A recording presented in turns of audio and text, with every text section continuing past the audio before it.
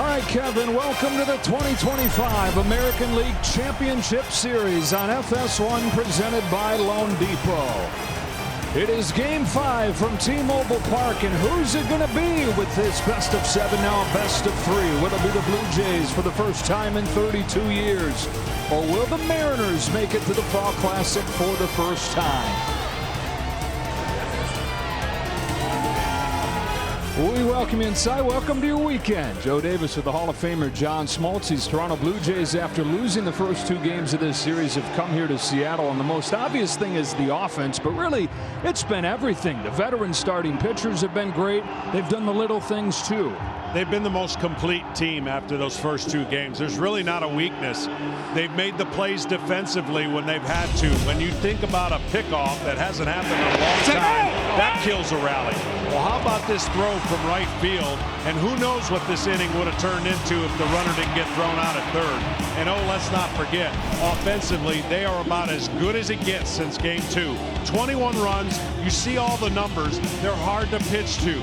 Games 1 and 2 did not work out, but now they seem unstoppable. Well, the Mariners offensively have relied on the home run, and they've relied on some stars at the top of the order, but yesterday they didn't have anything from the top of the order, and they got to have somebody step up here. This season's going to end. Yeah, they're relying really on a couple guys right now. When you try to live by the home run, you might die by the home run. They've got to get some guys on base and drive them in. When you think about the Seattle Mariners, only 2 guys really are having a kind of a good series. The rest of the team has been struggling. Yes, they've hit 8 home runs, but I think the biggest thing that the Seattle Mariners are facing right now, if they don't get somebody to slow down the Toronto offense, like Bryce Miller did in Game 1, look what's happened after that. To win 2 more games, they're going to need length, and they're going to need excellent pitching. All right, so it's come down to 3 games. The road team winning every game so far, and this ALCS has become a toss-up. Can't write a script. That's why baseball's baseball. You never know how it's going to happen. It's been everything that you don't think it's going to happen. That's what tends to happen. Come on, boys, give us some drama. Oh, there's going to be drama. Here they come. And this best of 7 has become a best of 3. The road team reigning supreme.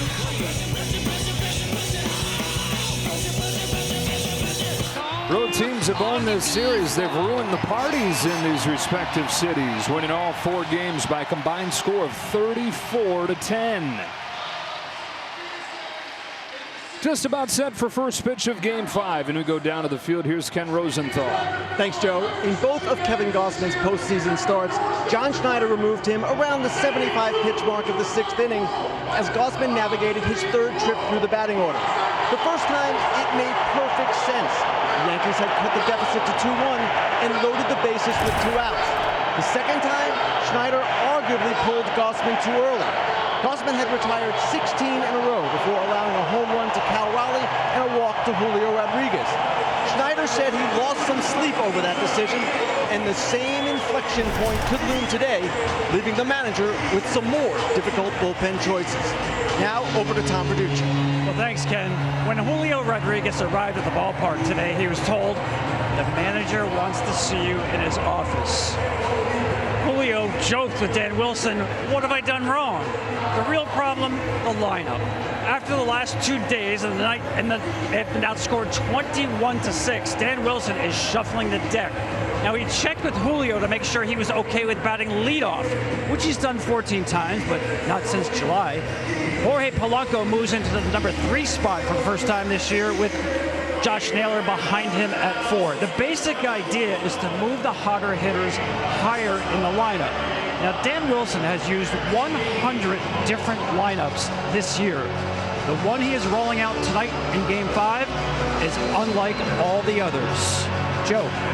All right, Tom, they had Richard Sherman, the former Seattle Seahawk, down there on the field behind the guys, getting this crowd cranked up. And with the roof closed, it is extra loud today. Here's Same Game Parlay, available now on FanDuel. Kevin Gausman had 5 strikeouts in the first matchup between these teams. Raleigh took him deep and has 4 times in his career.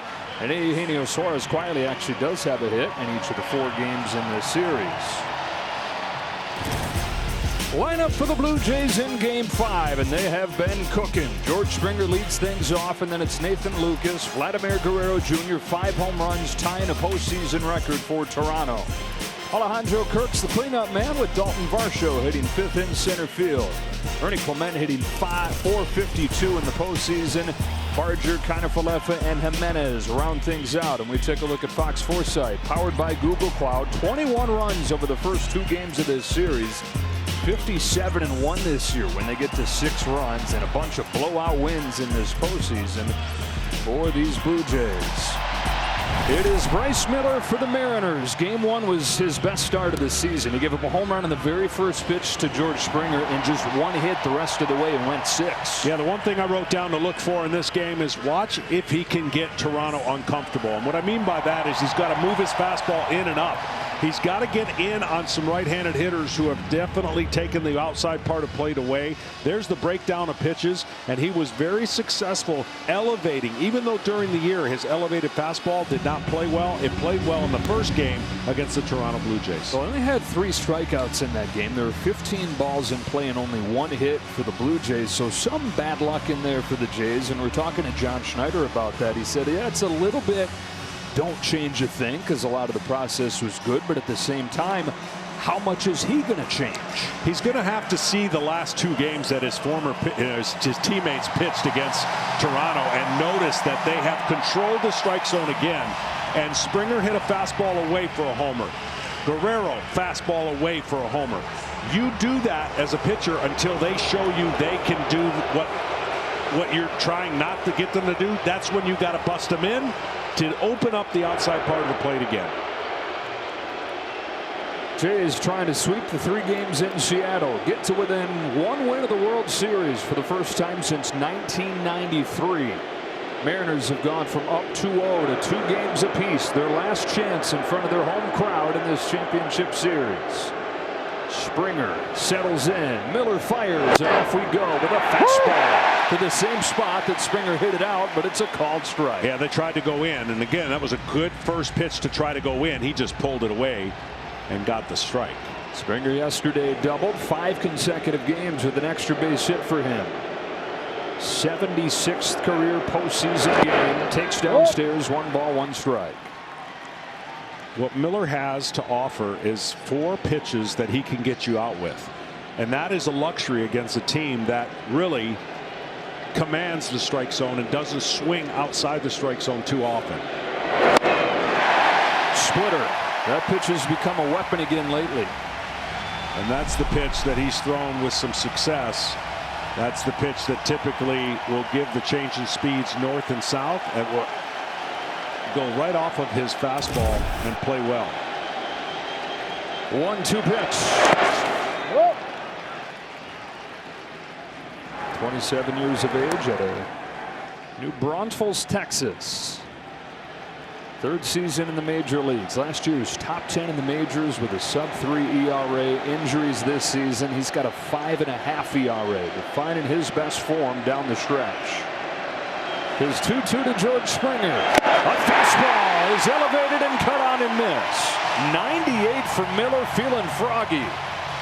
Again, that's going to be the key. In for effect, up for outs.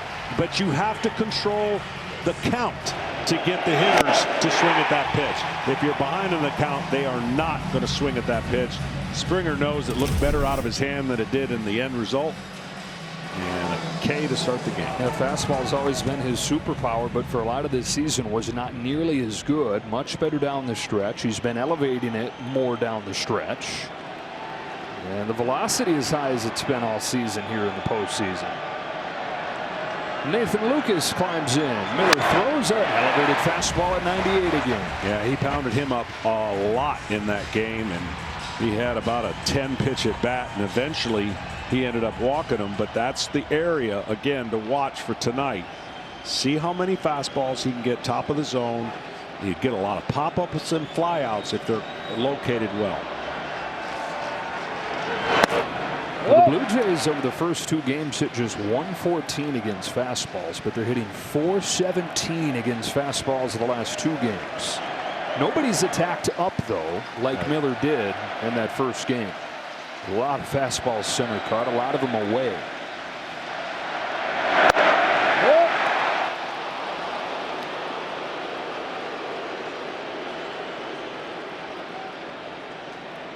Hitting coach David Popkins was helped turn around this offense. 23rd in the majors last year, 4th this year.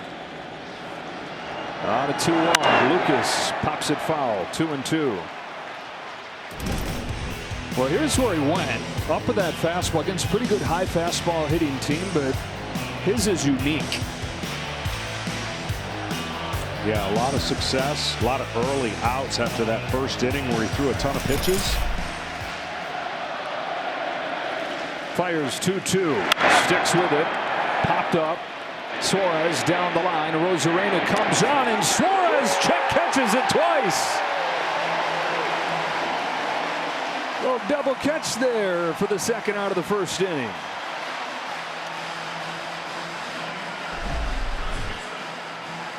He had to cover a lot of ground. This is a great play. This at bat right here will tell me a lot about Bryce Miller and his approach against Vlad Guerrero.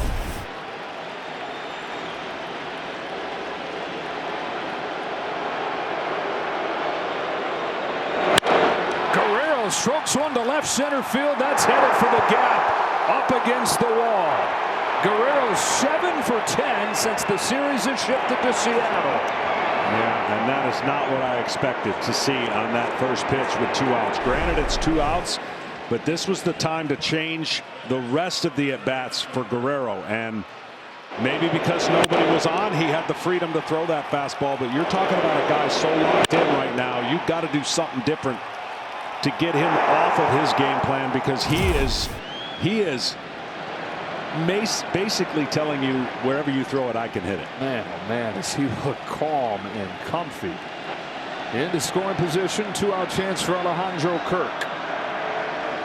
Jays catcher fouls off a high fastball. Here's one of the best high fastball hitters in the sport.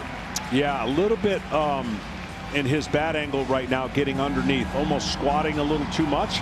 And when he's good at hitting the high fastball, he's got that flat, and he's not squatting, and he's on top of the ball. That one he was underneath, but don't think you can keep throwing it up there and him not make the adjustment. And it goes up and in.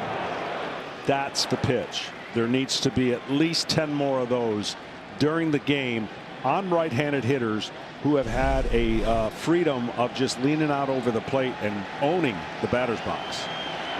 Whole lineup full of very comfortable Blue Jays hitters. No trying to make them feel them. His 1-1 pitch. The high fastball. He's ahead 1-2. Sinker that time. Mixing in both of his fastballs. And so Miller strike away from putting up a 0 in this first inning. Mariners have not been able to capitalize on this wonderful crowd yet.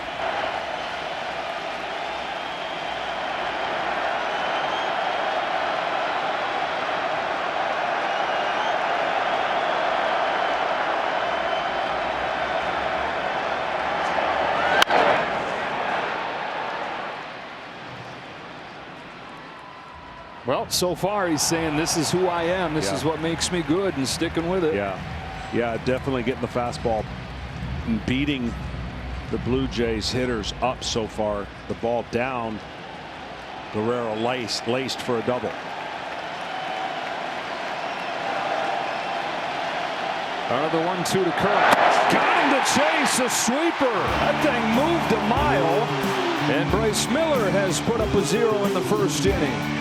Dan Wilson looking for a spark from his superstar. Just one time since April has Julio Rodriguez hit leadoff, but here in Game 5 of the championship series, he is up there to the top spot. Everybody slides up. Rosarena moves down and hits 5th, and then Suarez, Crawford, Canzone, and Rivas. And it's a rematch for them against the Game 1 starter, Kevin Gausman. Well, Kevin Gausman's been outstanding, especially the first 5 innings. He's been really tough to hit. Spots his fastball, rarely is it in the middle of the zone. He has done a great job pitching in and out with his fastball and killing them with the splitter. And the Mariners have to hit fastballs tonight. They have no chance to go to the World Series if they don't start barreling up some fastballs, hittable strikes, and be a little more aggressive. Julio chance start earlier than usual here, and on a first pitch fastball, a fly ball to center field. 1 pitch and 1 out for Kevin Gausman. 2 starts in the postseason for Gausman, and you mentioned it, almost identical in that he did not give up a run over the first 5 innings and then ran into trouble in the 6th. But that's the approach. I like that first pitch swinging aggressiveness out of Rodriguez. I know he popped it up, but eventually the Seattle Mariners, if they're going to get on any kind of roll and make any kind of stressful situations for John Schneider and Toronto, they've got to get more runners on base, and they've got to control the strike zone because they have struck out way too much. The trouble that Gausman ran into in game 1 was this guy right here, Cal Raleigh, who tied the game with a 6th inning home run. That was not the first time that he's done it to Gausman. Look at those numbers. 470, 4 home runs against Gausman in his career. Well, he's got to mix it up. He's thrown him in the second at bat where he hit the home run a bunch of splits in a row. And they were all in the same area. And so when you get to see that as a hitter 5 times in one at bat, you leave one up just a little bit. Next thing you know, it's a homer. Bottom of the order for the Mariners has done nothing. Yesterday, the top of the order did nothing. 1 through 4 hitless for the first time all season. Raleigh just 1 of his last 10. Corks one to deep right field. Back it goes, and it's off the glove of Barger. Raleigh's headed for second. He's got a double.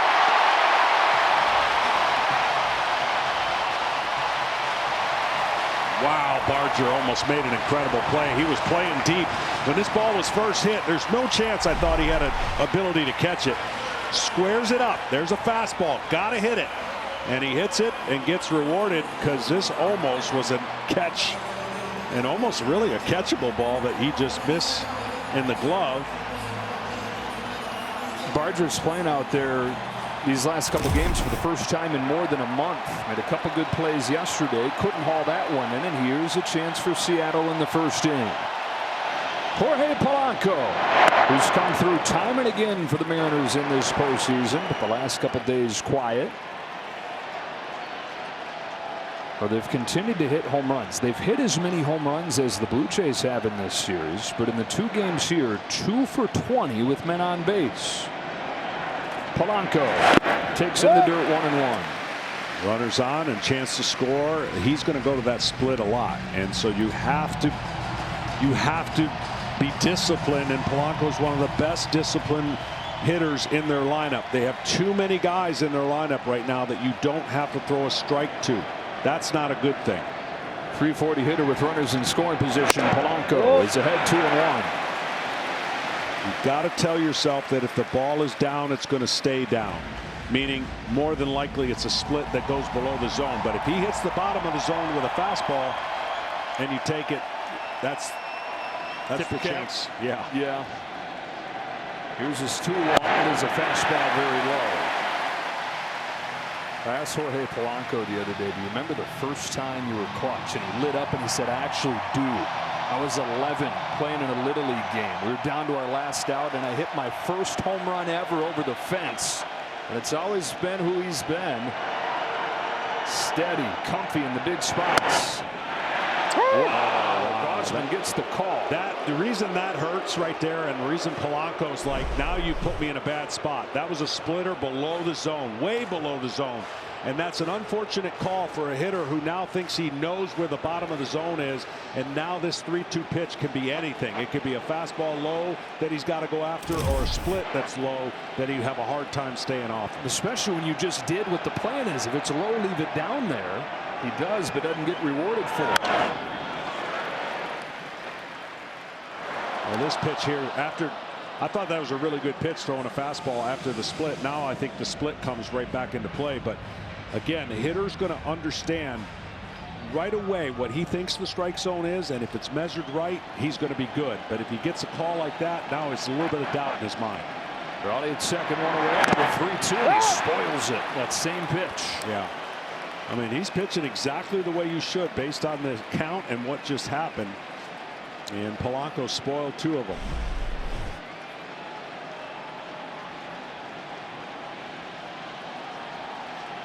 Eighth pitch of this at bat coming to Jorge Polanco. Swings and misses. Best splitter yet. The league 1 for 17 against that pitch in the postseason. Obviously, next year that count would have gone to ball 4 because the hitter could have challenged. But we're not in next year. And that pitch, why he swung at it, was primarily because of the 3-1 pitch that was called a strike, and it definitely was not. One of the benefits of the lineup change is they get Josh Naylor 1 spot higher. 3 more hits yesterday for Naylor, and hitting .500 over his last 6 games. Well, an unexpected home run by somebody in this lineup or a huge 2-out hit. Those are the things that can turn a game and start creating momentum for an offense. Seattle has not had that in a while. Jimenez has been that guy for the Blue Jays. Home runs back-to-back days out of the 9 spot, but Mariners searching for that big hit. It's amazing how the tone and the mood changes. Up 2-0 leaving Toronto, and now tied at 2, but it feels like the deck is stacked against him. The 1-1 pitch. Ball 2. Here's Naylor's trouble right now. He knows he's not going to get pitched to because of who's on deck. And the right-hander struggling and Arozarena. So he's trying to recognize, when do I go for a pitch that looks good enough? And that first pitch, he never thought he was going to get a first pitch fastball. That's why he took it. He's really locking in on a split. He gets one elevated, bounces it to first. Guerrero takes it himself. And that's the inning. Unable to take advantage of the double from Raleigh. No score after 1 in Game 5. Don Varsho heads up there to lead off the inning for the Blue Jays. You can wear what he and the players are wearing on field during the postseason. Check out the largest selection of authentic gear at MLBshop.com for your favorite postseason team gear. Bryce Miller revved up in that first inning. Regular season averaged 94.8 with his fastball. He was 97.6 in the first. Struck out Springer with the single hardest pitch of his career. It was above 98. And he starts this inning with a splitter for a strike. A little extra rest, and this game being the teeter-totter game, right? You got 2-2. Someone's going to go up 3-2 and put themselves in a real good position to have to win only 1 more. That's the thing, right? I mean, it's like, oh man, the world is ending if you're the Mariners right now, just like it felt like when you were the Blue Jays leaving Toronto. But you win 1 game, and you're 1 win away from going to the World Series. Yeah, they got to get their confidence back, and it starts on the mound. And this might be the guy that, you know, just has the secret sauce. That Game 1, the Blue Jays were super aggressive, and Game 5 here now, they're super aggressive again. Blue Jays looking for mistakes. Varsho on 1-2, takes inside, and the count evens up. This place built on starting pitching, but the last 3 games, Gilbert goes just 3 innings. Kirby gives up a postseason record 8 runs. Castillo, the Rock, 2 1/3. That's a 12.5 ERA the last 3 games for Mariners starters. Bryce Miller trying to be the cure. Now, who would have thought he'd be the guy they'd be leaning on? You look at how this regular season went, and if this series has proven anything, that is, we don't know nothing. Expect the unexpected. That's for sure. Max Scherzer, what he did yesterday. Here's another 2-2. And a high fastball popped into shallow center field. Routine for Leo Rivas. All the way in the second. Well, this next guy, there should not be many first pitch fastballs the rest of the series.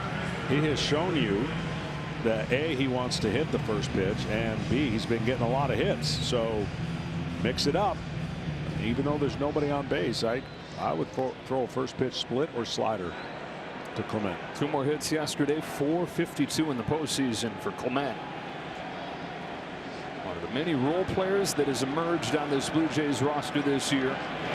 It is a first pitch fastball, and he was swinging. He was swinging. Good located, though. See, that's the difference.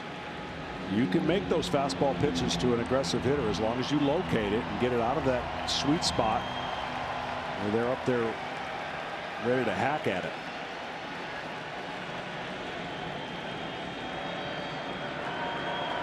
Here's Clement's looking. It is a bunt down, or it tries to, but it's popped back, and it's 0-2. You know, we talk about this Mariners staff being the best strike throwing staff in baseball has met its match with this aggressive strike hitting Toronto team, but not every strike is created equal. Right, exactly.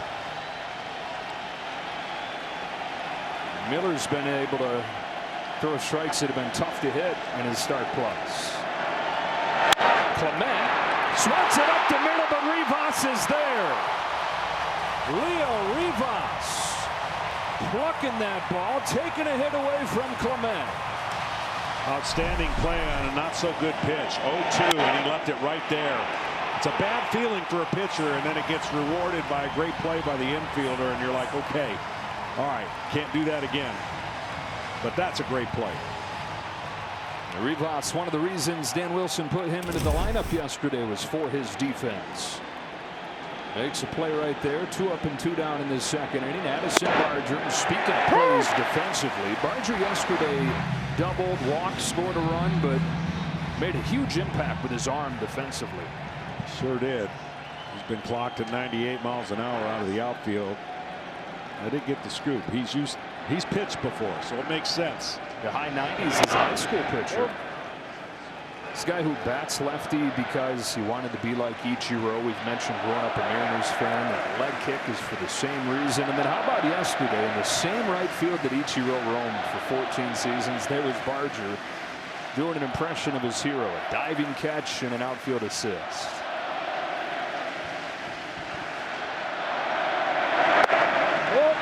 And Ichiro, you know all about the hits, but he had as good of an arm as anybody in that era. Barger's bat has come to life coming here to his hometown. Homered in the first game here. And then the double yesterday. On a 2-1 here. Rips it foul. You guys never seen a pitch he doesn't like. No, that's inner half turned on quickly. And you want to see the disparity of strikeouts. It's pretty significant. Yeah, again, both these teams have hit 8 home runs, but in the postseason, Toronto hitting 300 as a team, Seattle hitting 215 with double the strikeouts. 2-2 to Addison Barger. Swing and a miss. He got him with a splitter. It's the third one for Bryce Miller over 2 scoreless.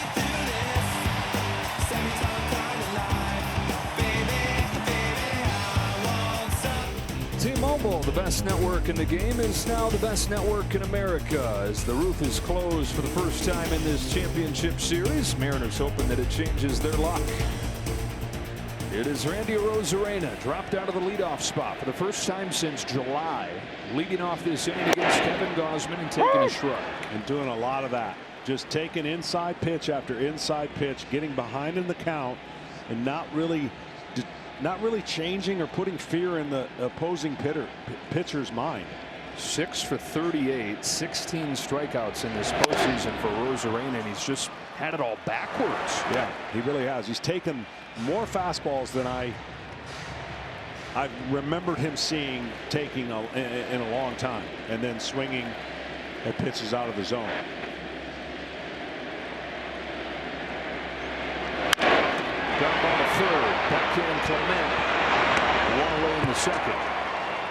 You got this part of the order right here. Yeah, you get Arozarena out of the leadoff spot and get your top guys up 1 through 4. But Arozarena and Suarez hitting back-to-back here feels like a really easy lane for the pitcher. That's the only downside until these guys get on track and change the way that they've gone about it. You know, yes, they can he run into a home run? Absolutely. But his window of doing that has to be an absolute middle pitch right now, because the way he's swinging and the way they're pitching him, they don't have to throw him a strike. Oh, baby! Had the one to crush and did! Hey, Eugenio Suárez makes it 1-0 Seattle.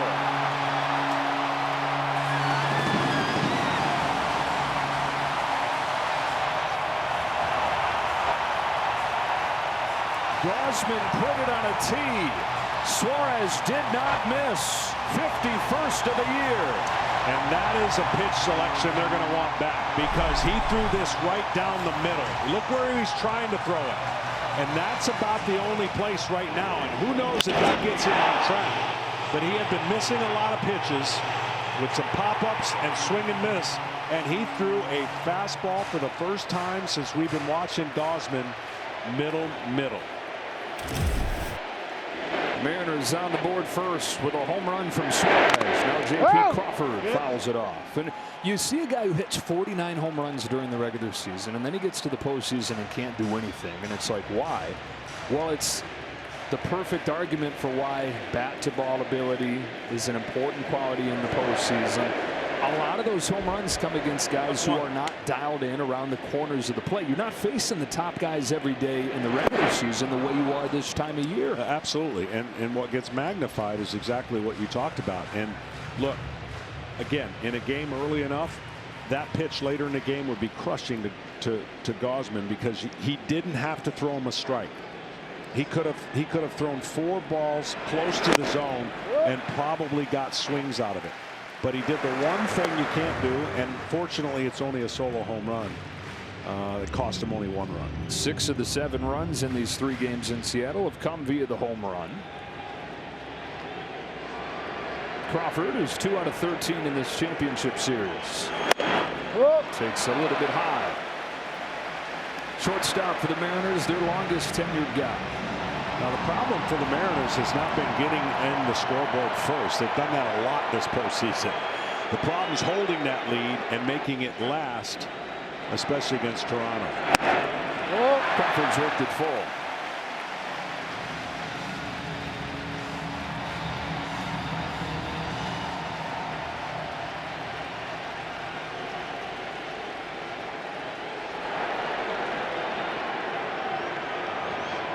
Gausman's 3-2. Crawford takes ball 4. First walk issued by Gausman after the home run from Suarez. Well, every swing is the same for Suarez, right? So first pitch is the same as the last pitch if it's a 6th pitch of the at bat. And he has this swing grooved so that ball gets to that area. That ball's not coming back.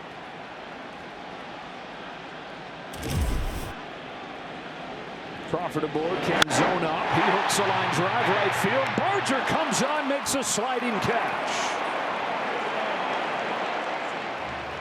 And you'd never know that this guy hadn't played right field in a month. Yeah.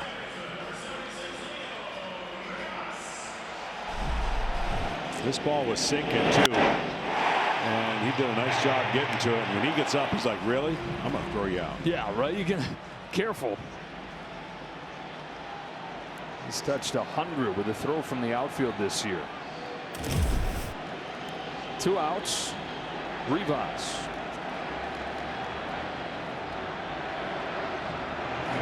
Oh for 2 yesterday in his first start. He did have the walk, but then was picked off first base. And kind of thing, couple outs on the bases made by the Mariners, things that they just cannot have happen. Trying to get that offense going.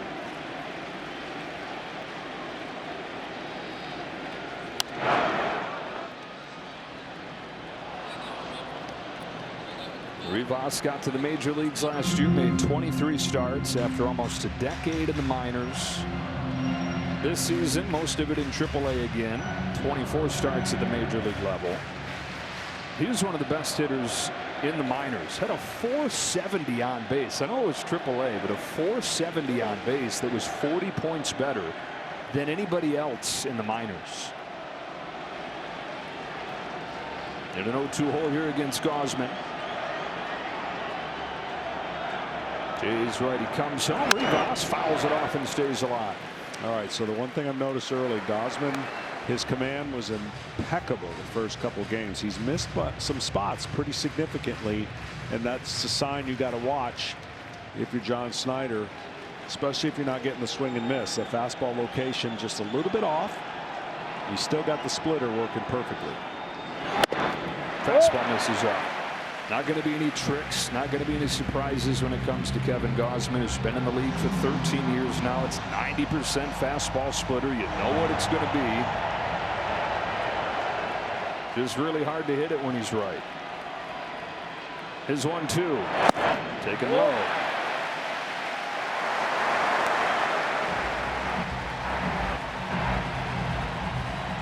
The splitter, as he comes around, has more of a loop. The hitter can see it.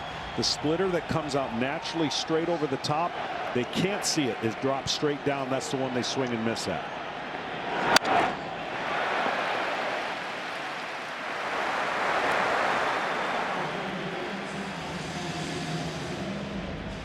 Rivas doing what he does right here. Betting on the quality of that bat. We're talking about all the strikeouts of these Mariners. Gives them a little bit of a different dimension. Trying to keep the inning going for Julio Rodriguez. Another 2-2 to Rivas. Another foul ball. Here's the pitches when you're trying to see it. They all come out of the same slot. See, fastball stays straight. That's the four-seamer, and then the splitter drops below it. And that's what the hitter's trying to recognize. Very rarely will it be a high fastball and a low split that both the hitters will swing at. 8th pitch comes out. Rivas goes down swinging. He finished him off with the splitter. Eugenio Suárez came into the game 6 out of his last 50. Back to the end of the regular season. Connects and has Seattle on the board first in Game 5.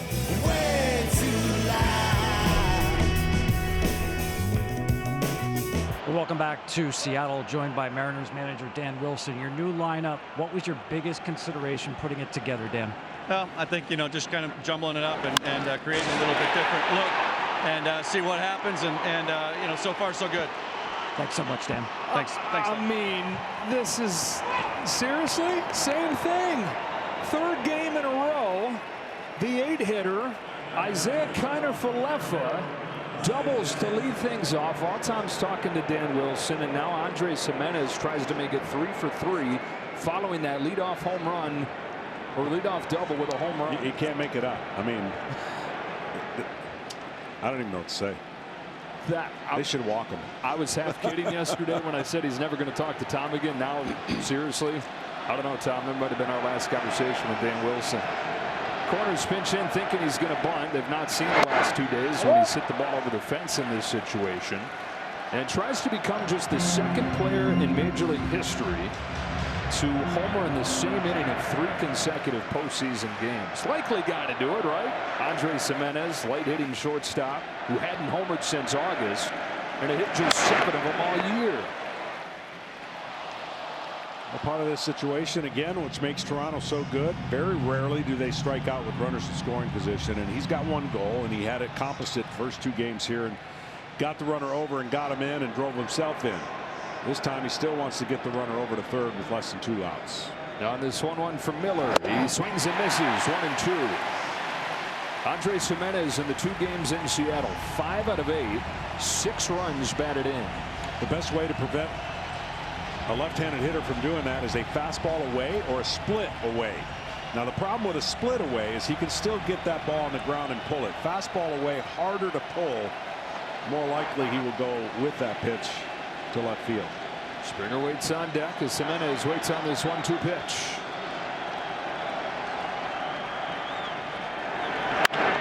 To first, caught by Naylor. Back to second, double play. Seattle writing a different story in Game 5.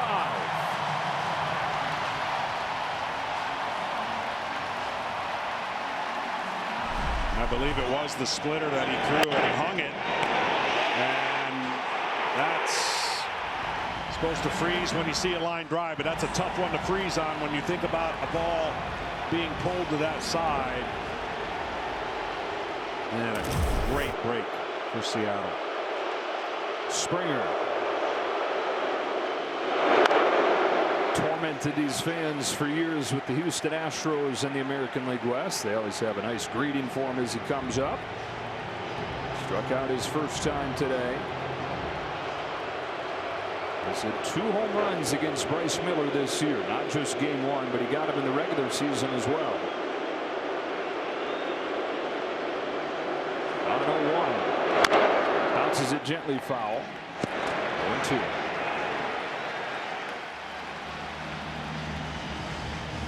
Bryce now 3 times trying to get that fastball in, has pulled it away. That's going to have to be corrected. You know, as a pitcher, the hitter didn't know that you were going in, so he thinks you're running away, but the intent was to get the ball in on that last pitch.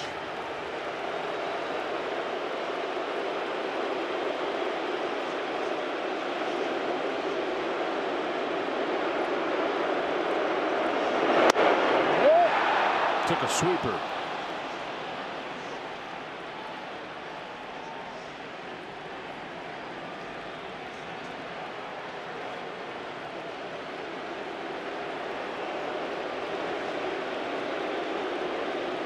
The 1-2 pitch. Springer takes another breaking pitch away, and the count evens up 2-2.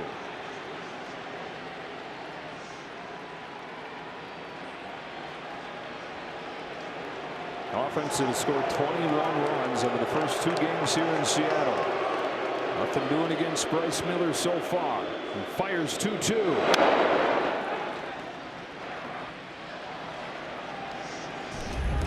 Back to game 1. First pitch of the ball game is 1-0 Blue Jays. That's coming off of the division series where they look like an unstoppable force. But just one hit the rest of the way against Bryce Miller, who's doing it again to the Jays here in game 5. Tap back to him. Miller's got it. And he's able to pitch around the leadoff double.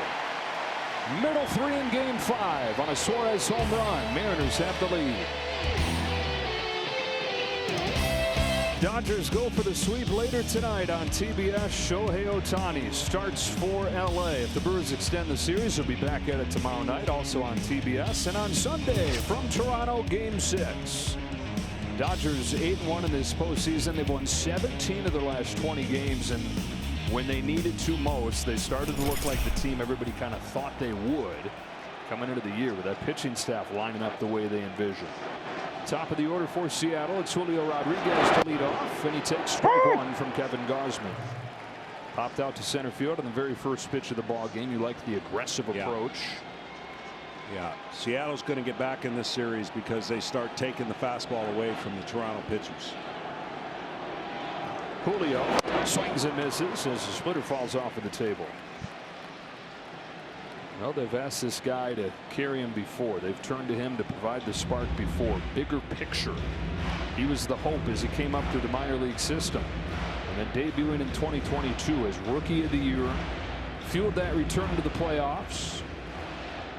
And as talented as anybody in the game.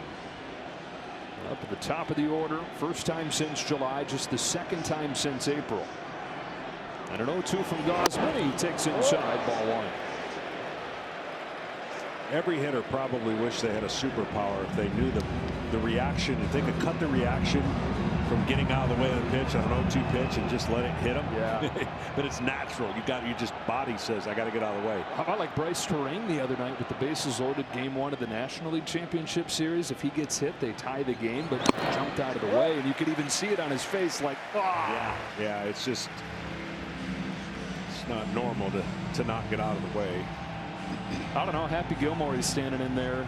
365 days till next hockey season.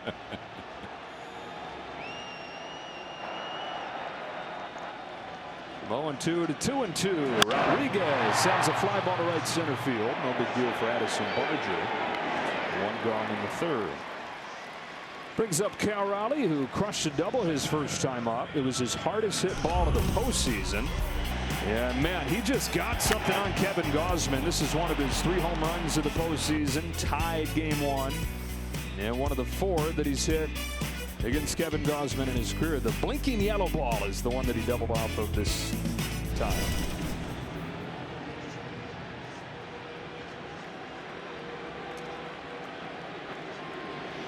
The big dumper takes the ball. What?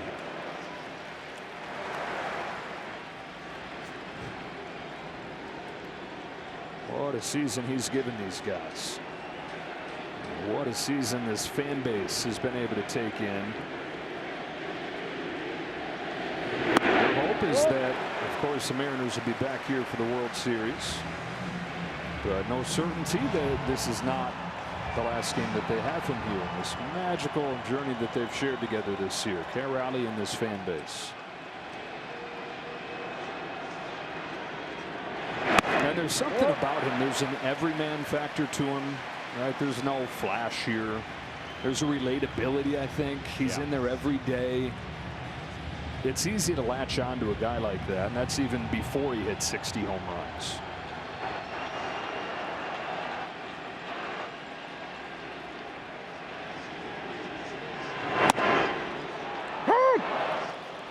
Teammates give him a really hard time about his growing fame, though, because they know how much he hates it. Like, he just wants to fly into the radar, catch the pitchers, handle the staff, and hit his home runs, go home, come back, do it again. He doesn't like all the stuff that comes around it. Fouls this off, and it's 3-2. Nobody can work better back in the count than Gausman has. He very rarely goes 3-0, but he can get back in the count because now they got to fear that split finger on 3-2.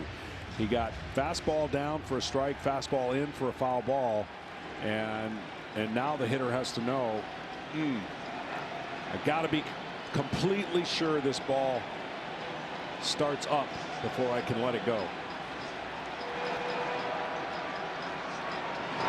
Wow. Splitter dives under the swing, strike 3. It's just the perfect weapon. At 3-0, you're supposed to be at a disadvantage as a pitcher. And if you get back in the count like he does, you got that equalizer that puts a hitter really in a box. He's retired the first 2 in this 3rd inning, and up comes Jorge Polanco. Mariners up 1-0 on an Eugenio Suárez home run. Ball on Polanco.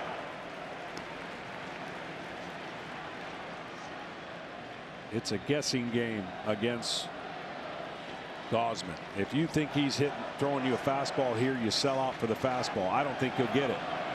Yep, and there's the split. So it's a guessing game, and he was guessing fastball 1-0. He almost pitches backwards. He's comfortable 2-0, 2-3-1, throwing back a fastball to get back in the count. But then when you're in swing mode, he's going to throw an off-speed pitch. Been throwing that splitter since he was in high school in Colorado. One of his coaches showed him the grip. And man, oh man, has he perfected it and made a career out of it. Trendsetter too. A lot of times you hear about the guys who are picking up splitters reference his and taking his grip. Just taking the example of incorporating that pitch. 30 different pitchers have thrown a splitter this postseason, and to give you a little bit of context of what a huge number that is, the previous decade there's been an average of 10 pitchers per postseason to throw a splitter. Copycat league, and there's another guy right there in your Savage. The lead cat that they're copying is right here when it comes to that pitch. Sticks with it and finishes off Polanco. Back-to-back strikeouts of Raleigh and Polanco on the splitter for Kevin Gausman. 2, 3, and 4 coming up for the Jays. Bryce Miller, who a few hours before the game will go out to center field and just visualize himself doing what he's done so far in this game. 3 scoreless innings, trying to put his Mariners within a game of the World Series. He's in there with strike 1 on Nathan Lucas. He looks like a totally different pitcher than the regular season, and comfortable, repeating his mechanics, and for the most part throwing the ball where he wants to. Doubles up on the splitter, and that's rolled inside the bag. A fair ball for Lucas, who's headed to second with a leadoff double. It's the second inning in a row the Jays have had a leadoff double, and this time they've got Vlad Jr. following it. Just inside the bag, and nothing you can do about it there. Playing the angles and where he normally hits it. So now Vlad Jr., what are you doing against this guy? You putting him on? Yeah. Yeah, that's a rare thing to do, especially in the playoffs, but that's how good this guy's been. The only other version I would have been okay with is pounding him in with all fastballs to get him to pull the ball, but they're not even going to take a chance. So they're going to go with Kirk, who's been a little bit off mechanically on that high fastball that we talked about how good he's been. He's been dropping that shoulder just a little bit, not getting to the high fastball. Tying run at second, go ahead run at first. Alejandro Kirk takes it to the top of the zone as a first pitch sweeper. Kirk had struck out just once the entire postseason. Midway through yesterday's game, he's now struck out 3 consecutive at bats.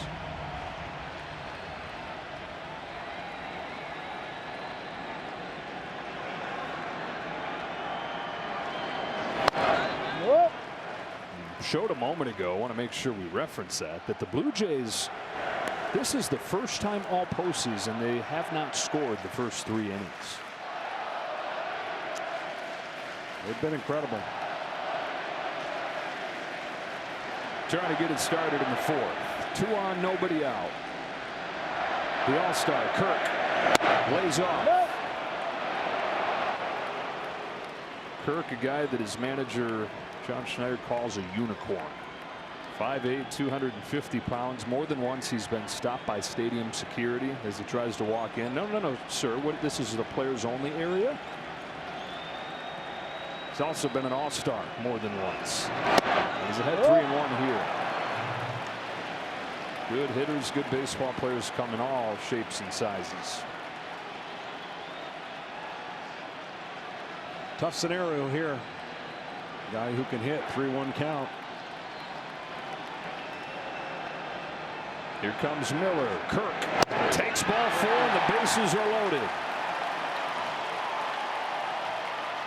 And there's the downside of intentionally walking a great hitter. I get it though. I mean, but it now puts your pitcher with no room, right? You can pitch around a guy, maybe get it out and get a guy like Guerrero out, but they weren't going to take that chance. And so they put the trust that they were going to make pitches to Kirk, and he didn't.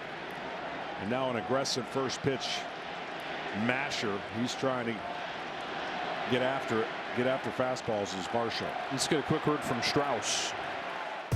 From the fields we farm to the fields we play, work wins the game. Strauss and Major League Baseball. Gear for any season. Don Varsho's been up with the bases loaded 3 consecutive games. He's 1 for 2 the first couple tries. Your options here is a first pitch split or breaking ball, just to reset that fastball hunting Varsho, or you try to throw it up and get him to pop it up. And he has struggled fastballs up. Bases loaded, nobody out. It's left over the plate and got away with it. Part of Varsho having his best offensive season has been that he's laid off those high fastballs more than usual. If you can't hit it, just don't swing at it. Easier said than done, but he's done it. 5 grand slams in his career. 1 ball and 1 strike.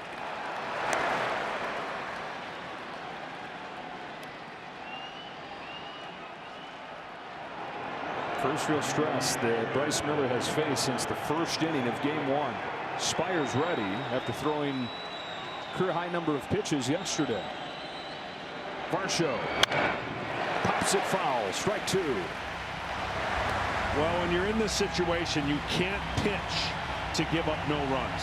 You've got to be able to concede a run for an out and stay away from the big inning. The mindset is I can get out of it. I can strike this guy out and get out of it. And then a big inning comes up. Wow, gets to that high fastball just barely to stay alive. Same story what you're talking about with the defensive alignment here. The middle infielders play back. They'll give up the run if they can turn 2. Which is a little different than the strategy we've seen. It seems like proliferate across the postseason. More aggressive teams playing the infield in early in the game. 1-2 again. Varsho's down swinging. Got him with a splitter.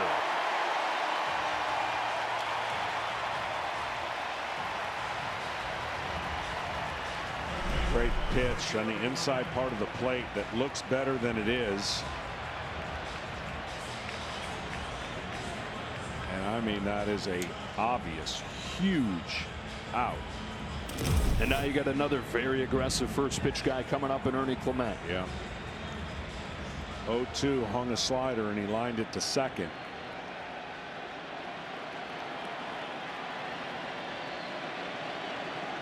Bases loaded in a 1-run game in the 4th. Clement. That is a fair ball and a double play.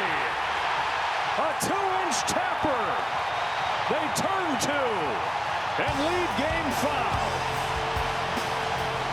Mariners get out of a bases loaded, nobody out situation and still lead this game. That was incredible. That ball was 1 inch from backing up in foul territory. Like the surface was sticky. It just lodged down there. The ball was weighted. I mean, it hits in the dirt and just you think it's going to die right there, but it's got that spin. And then watch how quickly Cal jumps on it. Wow. Josh Naylor starts the fourth for Seattle and swats one to left field. Lucas won't get there. Cuts it off on a bounce, holds Naylor to a single. Lucas with a great job right there to save 90 feet, but Naylor's got a leadoff hit. It's Randy's time. He's got to do something to electrify this crowd and get this offense going. Now the hope for the Mariners has got to be a little pressure off him. He's out of the leadoff spot. They've gotten the big hit already with a home run from Suarez. No pressure on you, playoff Randy. Go be you. Yeah, he's got to get on track if Seattle can get any consistency.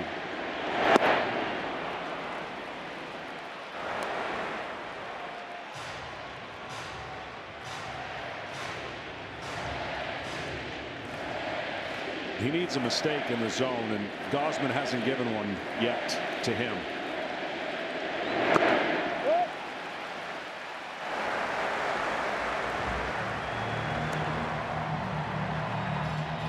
The struggles in the postseason really a continuation of the end of the year. And this is as hot and cold of a hitter as there is. He's been cold for a while, just .216 the last 2 months. On a 1-1 from Gausman, Rosarena pokes it on the ground to second. It's struggled by Connor for Leffa, and so they get just one. It's going to be tough to turn two with Rosarena's speed, but that ensured it when he didn't glove it cleanly. Well, let's see if he can get electric on the bases and maybe steal a base.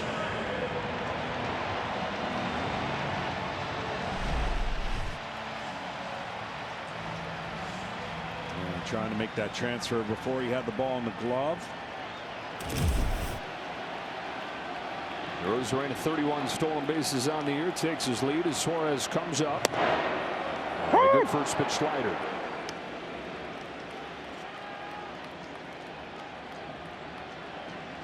Rosarena, by the way, 3 stolen bases in this series already. Not been on base much, but when he has been, he's typically stolen a bag and typically coming to score.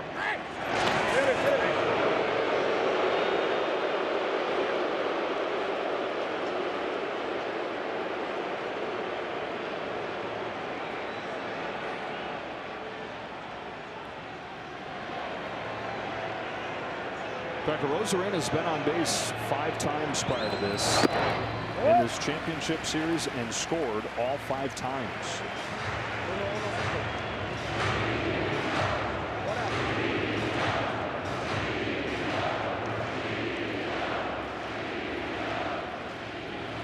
Deadline pickup last year at first base. Deadline pickup this year at the plate. Suarez takes ball 2. That's a really good pitch there.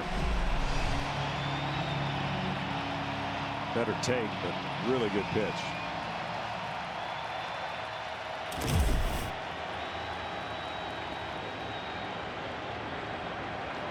Another one over the plate, fly to center field. Varsho.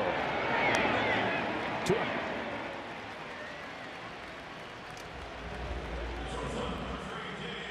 Talking about the little things off of the top and how the Mariners were losing those battles too, but the little things in this game so far defensively has helped Dan Wilson's team get around 3 doubles over the first 4 innings. Double plays each of the last 2. Defense has not been a strength of this team on the year. Good up the middle, which is what you want if you're going to be good somewhere, but not a ton of range.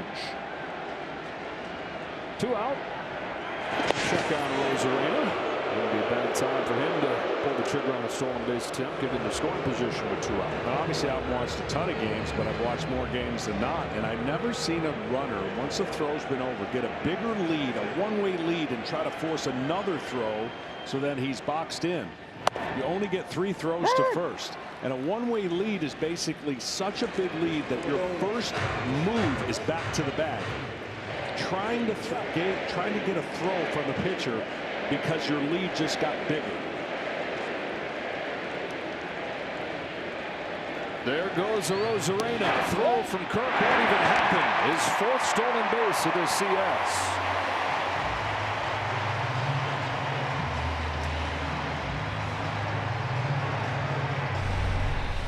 Huge jump, timed it perfectly, and this was no chance.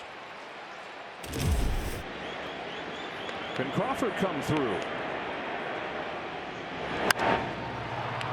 Not this time. To the 5th we go. Seattle 1, Toronto nothing. Welcome back to Seattle. We are here with Blue Jays manager John Schneider. John, obviously a frustrating end to the last inning. Bases loaded, none out. But overall, what have you thought of your approach against Bryce Miller? I think it's been really good, you know. Had traffic almost every inning, and, you know, the line drive to first there with Izzy at second. You know, you want that one back for sure. And we got to just keep putting pressure on him, keep getting traffic on the bases, and you got to get the big hit. I thought last inning, everyone kind of did their part. Weird way to end it there with the tapper in front of the plate. Kind of want Ernie up there to make contact, and didn't work out. But we got to keep the pressure on. Kevin Gausman, 62 pitches through 4.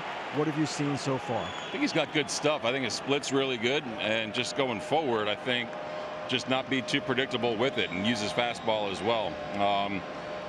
The one homer to Gino, just, you know, first pitch heater. All right, get down. First pitch heater. I think he's navigated traffic really well too. John, thanks a lot. Joe, back to you. John, I hear you talk all the time about instant stress. You get the leadoff man on in the regular season, no big deal. Postseason, big deal. The Blue Jays, since the series come here to Seattle, are hitting above 500 to lead off the inning. Yeah, these eventually don't work out in your favor. They flirted with danger for the last 2 innings and got out of it. And it's probably a situation here where they're going to make the move to, well, they are going to make the move. Wow. Holy cow. Dan Wilson going to take the ball from Bryce Miller with nobody out in the 5th. These are the kinds of moves you get judged on. This is the life of a manager this time of year. Bryce Miller, 4 scoreless innings at 56 pitches, taken out of the game. And I know he got out of a bases loaded jam last inning, but part of that bases loaded jam was an intentional walk. And I know there's a leadoff hit here, and you're trying to get ahead of it. But what are the chances who you bring in is going to have better stuff than Bryce Miller had today? Isaiah Kiner-Falefa against Brash. Bunts to the first pitch.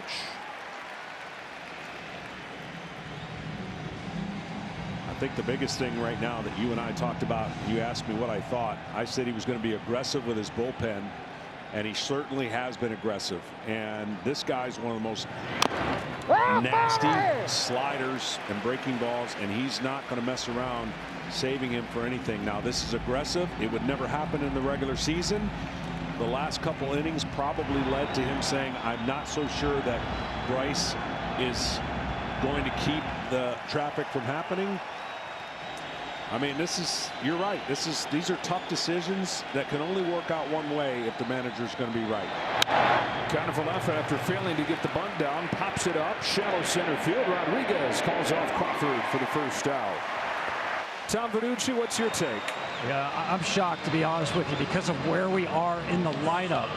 Matt Brash is Dan Wilson's best right-handed high-leverage guy before he gets to the closer, and you're firing him into the game for the 8-hitter, and as we saw, it's a sacrifice bunt situation. It's not Vladimir Guerrero. So you're getting into the bullpen early, and you're using your highest leverage guy in what really was not a very high leverage spot. 8-9 coming up in the 5th. Andres Jimenez fouls it off. And it's a bullpen that's given up 10 runs the last 2 games at 18 consecutive scoreless innings, finishing off the division series and opening up the championship series. And the top guys are relatively rested with Brash and Munoz, but Spire yesterday, 32 pitches is season high. That's a swinging bunt and a heck of a play by Brash to get that to first any way that he could to retire Jimenez. Well, you know how I feel about starters staying in the game, but I think this is also about he doesn't trust his offense, right? I mean, his offense has not really set the world on fire, and You know, in a game in the 5th inning, it's only 1-0. And that may have something to do with it, but I always feel like the guy that's on the mound that's in rhythm is your best choice. And we're going to find out how this plays out. Kenny, what do you think? There's another question looming over this whole thing right now, guys. And the question is, where is Bryan Woo? When are we going to see him? Dan Wilson has talked about finding a soft landing spot for him. Maybe it's somewhere at the top of an inning here, but I don't necessarily see a soft landing spot when we're talking about a best of 3. So that's a question too. And I'm with Tom. I don't understand the move this quickly after this few pitches. Well, there's an answer to the question, Kenny. Bryan Woo begins to warm. And yeah, Dan Wilson told us yesterday looking for a soft landing spot. If yesterday wasn't that, I don't know what is. Maybe the qualifier he didn't add was a soft landing spot with the lead. But this certainly would not be soft if this is where he decided to deploy him. Yeah, I just don't think Miller was going to give him the chance to get through this inning regardless of what happened. And then he made the decision to give his reliever an opportunity to get a couple hitters in before he faces the top of the lineup. So I just think when you make that move, you're not confident that your pitcher is going to get through the inning without taking him out, and he took him out as soon as he could. All tied together. 2 balls and no strikes on George Springer, who's had an extra base hit in 5 games in a row. He launches a fly ball to left center field. It's carrying well. Rodriguez watches it hit off the wall and watches the scoreboard change to 1-1.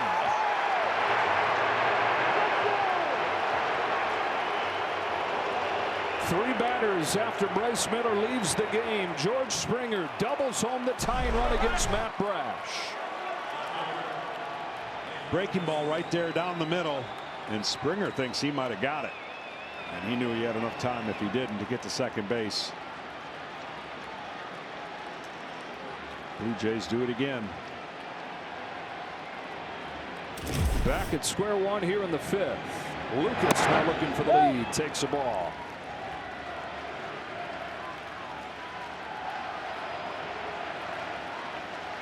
Series tied, game tied.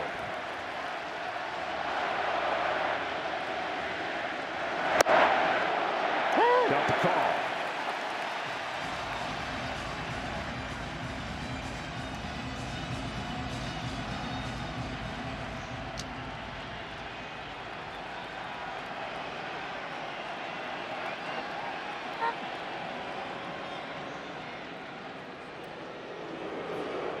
Dan Wilson in his first season as the manager took over last year near the end of the season when Scott Service was let go. He is Seattle royalty. He's the catcher on all those great Mariners teams, the late 90s, the early 2000s. Facing a different kind of pressure though in that chair.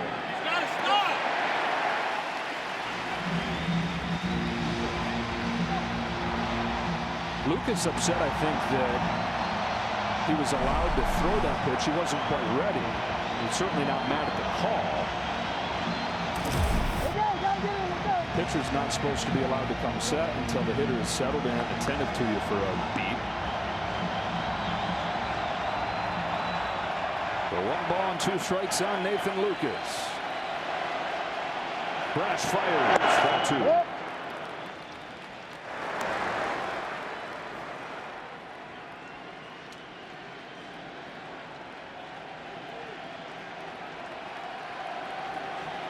Vladimir Guerrero Jr. waits on deck. The 2-2 pitch. Full count.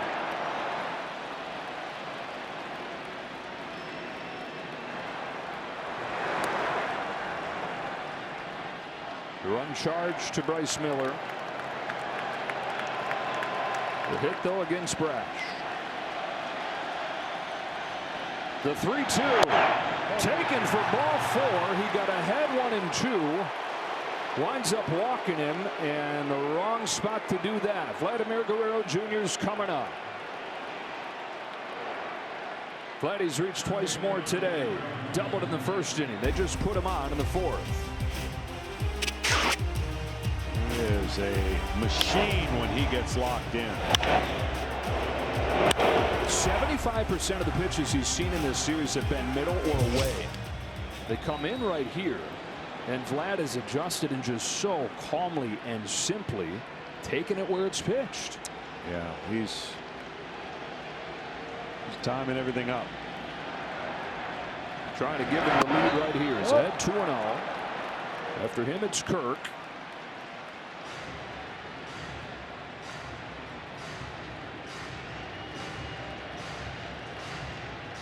Can make your name as a superstar during the regular season, racking up numbers, but to really go to that next stratosphere, that requires performing in the postseason, and he has done it. His 4th trip to the playoffs, first 3, he was 3 for 21 without an RBI. 471 with 11 knocked in this trip.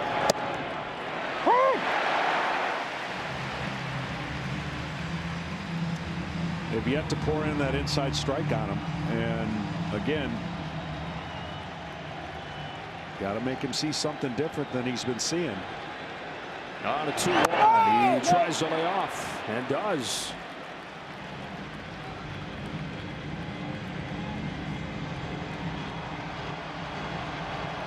Leadoff single, Addison Barger. Wilson makes the change.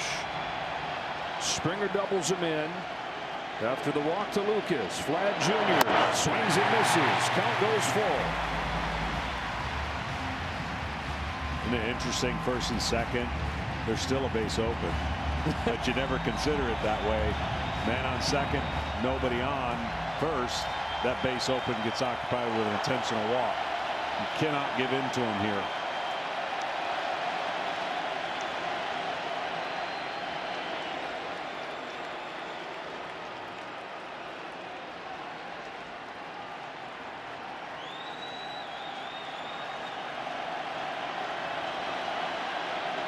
Payoff.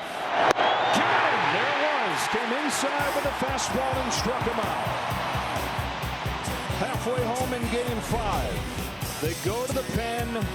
Springer and the Jays make them pay. We're tied at 1. Series tied at 2. Game tied at 1. Bottom of the 5th. Dominic Canzone leads off for the Mariners against Kevin Gausman. First pitch splitters, cut on and missed. Canzone hit it hard his first time, but it was caught in right field by Barger. Can he lift the Mariners as he did when he came up midsummer? Hit above 300.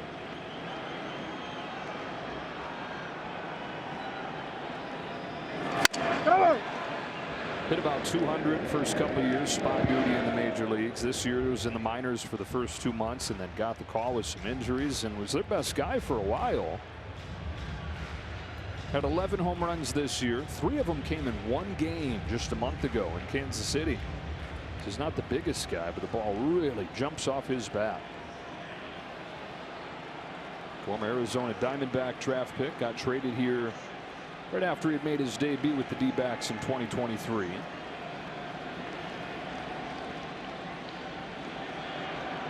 Former Ohio State Buckeye in an 0-2 hole against Gausman.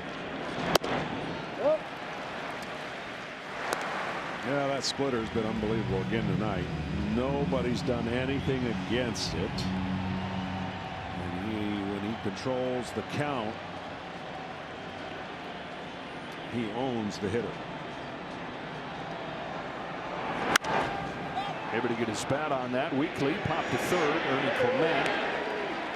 Hitters now 1 for 24 against that pitch, John, this postseason. Your team, your players, your postseason. You can follow all the postseason action. Download the MLB app, the #1 app for live baseball. I just love that it's an example of if you execute, it doesn't matter if they know what's coming. It doesn't. It really doesn't.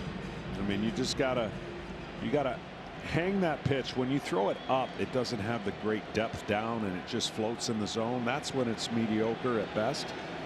But when you get down through it on the lower part of the zone, hitters have no chance of being able to stay off of it. Leo Rivas.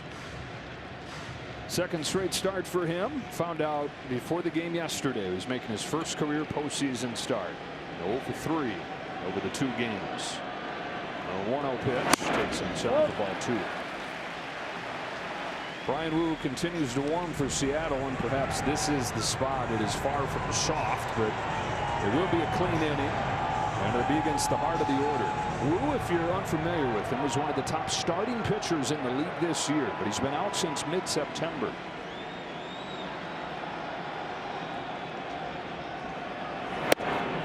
Injured his pec September 19th. And has been working back. Probably would not be back at this point if this was the regular season, but they activated him on the roster, getting every day, every hour that they can to get him fresh. That's a 4-pitch walk to the 9-hitter Rivas.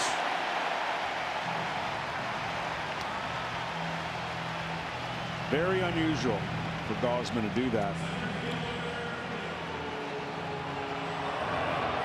This could be a great moment for Seattle, turning the lineup over. Let's get a quick word from FanDuel.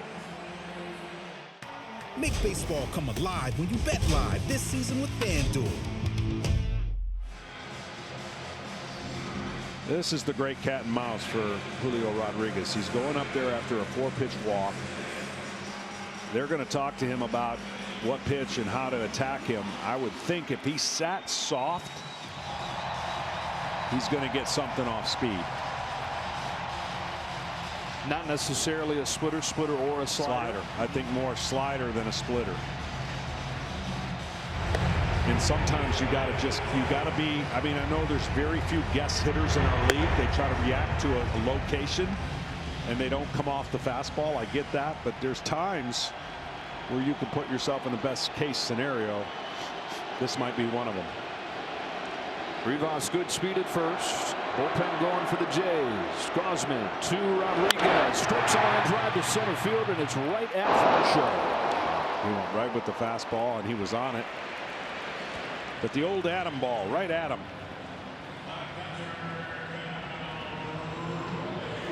Not out of it yet. Raleigh comes up. He's been the tormentor of Kevin Gausman. He hit it hard against him today. His hardest hit ball to the postseason, a first inning double. 475, 4 home runs against Gausman in his career.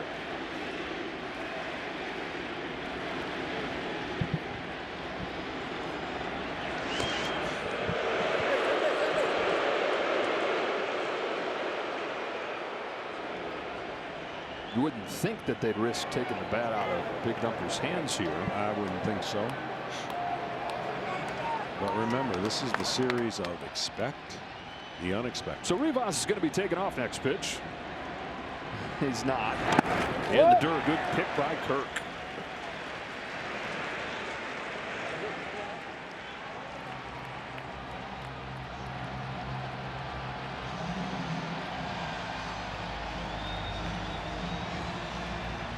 Record-setting season for Raleigh. It's continued into October with his 3 home runs.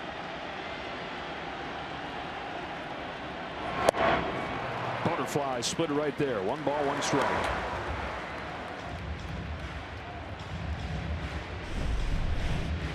That one just floated away.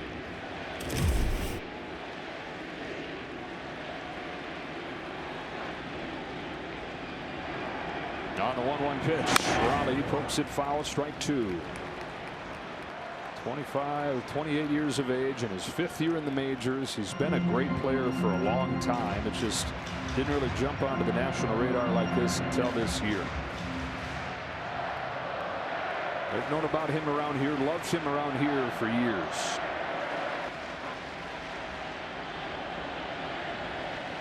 The 1-2 from Gausman, a high fastball dumped back. Been checking boxes all year. It seemed like every time that I checked during the regular season, he was passing somebody for something. Set the Mariners record, broke that of Ken Griffey Jr., set the record for a catcher, Sal Perez, a switch hitter, Mickey Mantle. Another stop by Kirk, 2-2 on Raleigh. The champ MVP here, it's not wishful thinking. It's a toss-up between Cal Raleigh and Aaron Judge. Well, a series like this that's tied 2-2, and who knows, could go 7. It comes down to some simple things as putting the ball in play, who owns 2 strikes, who swings and misses too much with 2 strikes. 2-strike pitch here. Raleigh pokes it into shallow left field. Lucas is there, and that's the inning. 5 in the books in Game 5, and locked at 1. Can I kick it? Can I kick it? Can I kick it? Welcome back to the 2025 American League Championship Series on FS1, presented by Loan Depot. Tied at 1 to the top of the 6th, and it is Bryan Woo, who is one of the top starting pitchers in the majors this year.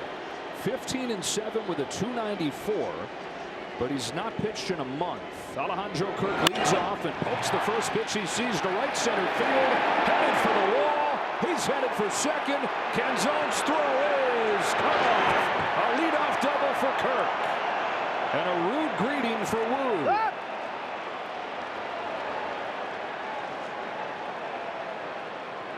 Well, he throws primarily fastballs, and he throws this first pitch fastball that Kirk finally gets the barrel of the bat where he wants it and splits the defenders. This is a trend that Toronto now 13 times now they've had the leadoff man on in the last 3 games, and 8 of those first 12 have scored. And they're flirting and putting pressure again on the Seattle pitching staff. 4th consecutive inning they've had the leadoff man on. They've been able to cash in the 1 time today. Strike 1 on Varsho. There's that fastball that makes Woo special. Woo at one point this year had 25 consecutive starts of at least 6 innings. In an era like we see today of pitchers getting the earlier hook. Varsho bunts it in the air, foul, and it's 0-2. He was the last piece of this homegrown rotation, and really there was the least amount of hype around him. He was a 6th-round pick. He was coming off surgery at Cal Poly, but he's turned into the best of the bunch. One of the top pitchers in the league this year. First time he's pitched in relief since he was at Cal Poly. Clean inning, but a whole lot different, I've got to imagine. Yeah, absolutely.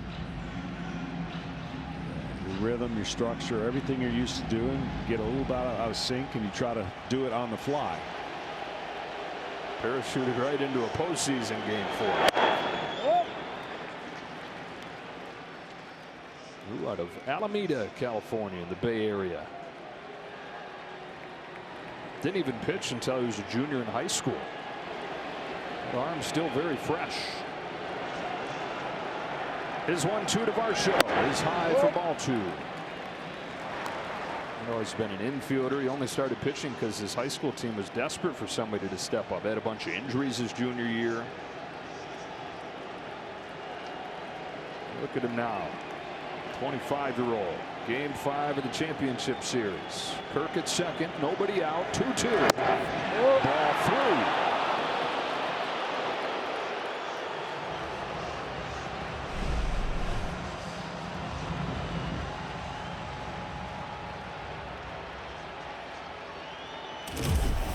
Ernie Clement waits on deck.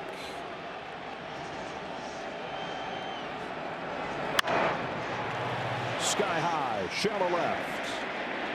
Crawford called off by Rosarena.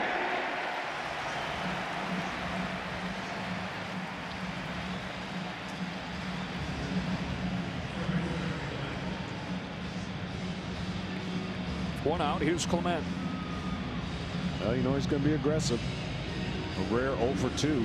It seems like every time he comes up the 3rd time, he's got 1 or 2 hits lately.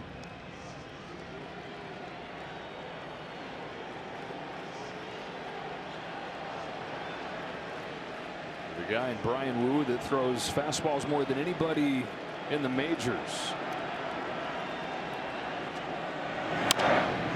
Sticks to who he is. Clement, one of the faces of who the Blue Jays are. Bottom of the order, length of this lineup. It's a .450 hitter in the postseason. Down in the 6th spot. Go ahead run at second. 1 gone, 6th inning. A tough pitch to lay off of.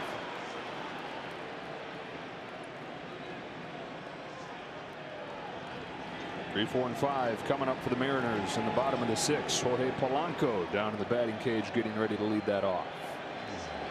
Doing it right-handed though. Swatted to right center field, base hit for Clement. Kirk, the slowest runner in the big leagues. He's going to get there. The throw from Canzone was not close. And Toronto's taken the lead.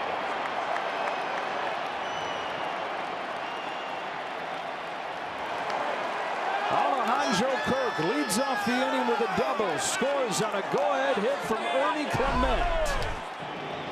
Yeah, I'm a little surprised by this throw. I thought he had plenty of time to get it ready, and he just had it fading towards third base. Kirk was giving everything he had right there. Yeah, it was enough.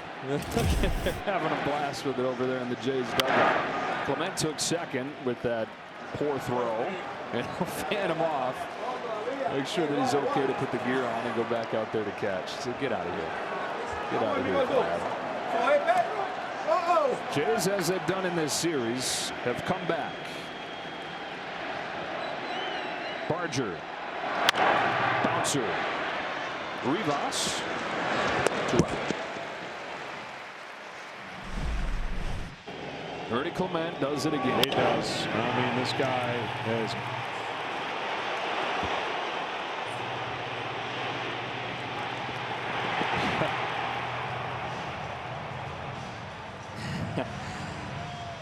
Chugging.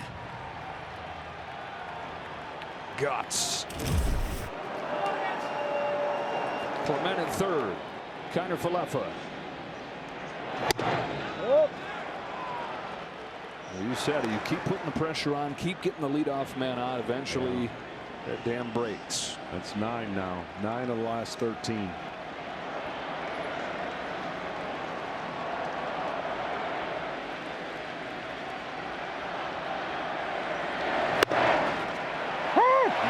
Over 4+ innings for Bryce Miller. He's taken out of the game. Brash comes in, gives up the tying run. And the next inning, the Blue Jays take the lead.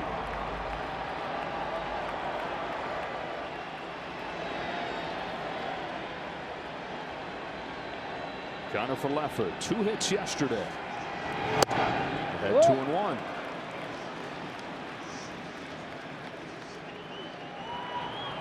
Louis Varland, rubber arm Louis.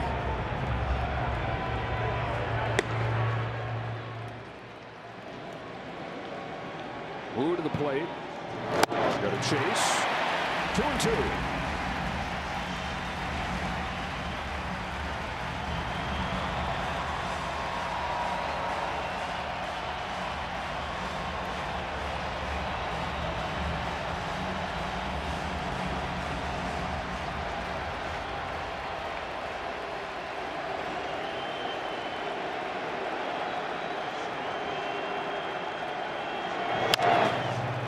To Wu, takes it himself, but the Blue Jays have taken the lead, tying the game in the 5th, and getting the lead here in the 6th. Clement drives in Kirk, and it's 2-1.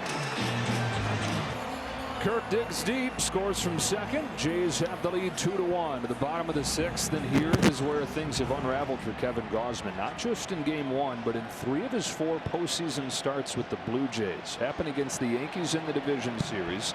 Happened in Game 2 of the wild card round, that disastrous game in 2022 against Seattle, where they came back and won 10-9 when they were down by 8. Gausman gave up 4 runs in that 6th inning, and so a fork in the road right here. Yeah, the last game maybe not as evident as the first game. 2-out home run, and then left after 1 more batter. 1 ball, 1 strike on Polanco. John Schneider told us today that he spent some time reflecting after each game, the decisions he makes, and that he lost some sleep over that one, over taking Gausman out after the home run and then the walk to Rodriguez. And he said when Kevin is at his best, he's missing bats, and he just didn't think that he was missing bats at a very high rate there. He's got more swings and misses today than he had in Game 1.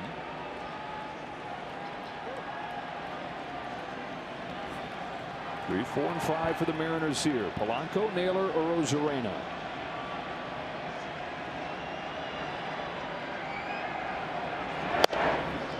Two balls, one strike. Well, he's had Polanco's number, and that's not been easy to do this postseason, especially early in this series. Just one hit here in Seattle for Polanco. 2-2.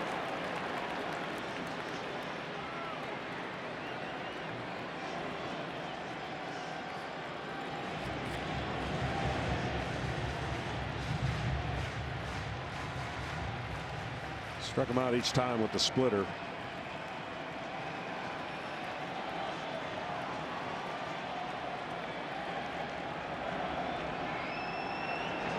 Tried to do the same, but it was taken for ball 3.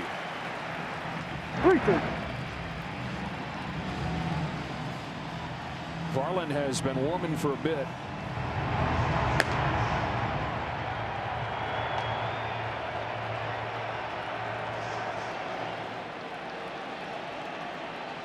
Jays have the lead for the first time. Jorge Polanco leading off the bottom of the 6th. 3-2 from Gausman. Back to the splitter. Cue shot to short. Jimenez throws him out, 1 away. They have the lead with Alejandro Kirk scoring from second, and that was a beauty to watch right there, Tom Verducci. What a daring send by Carlos Febles, and here's why.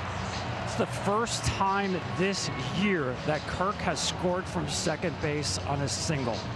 11 times he was on second for a single. 11 times Carlos Febles put the stop sign up. So here we are in Game 5 of the ALCS with only 1 out.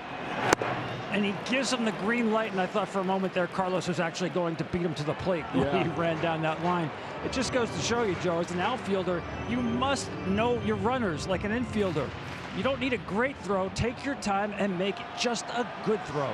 It's like Carlos is thinking, hey, does it count if I score? Or can I step on home when we get the run? Naylor here, been their best hitter in this series, takes low.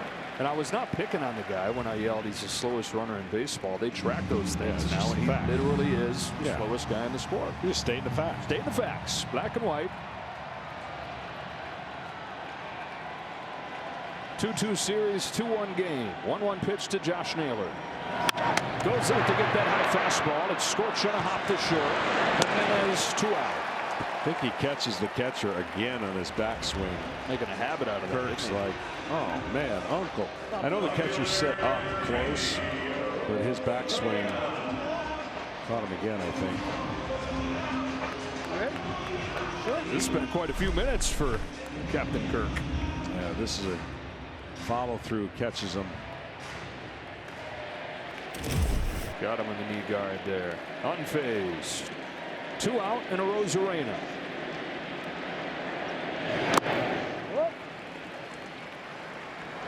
Oh for 2 today and 6 for 40 in the playoffs.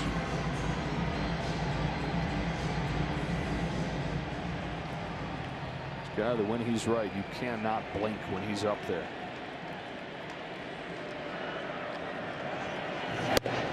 Ahead 2-0.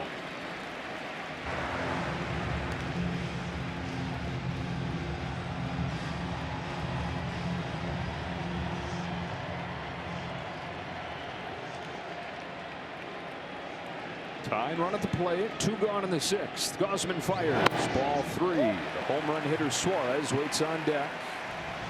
I wonder if that is where John Schneider will say that's it, and not let Suarez get another look at a guy that he's already taken deep.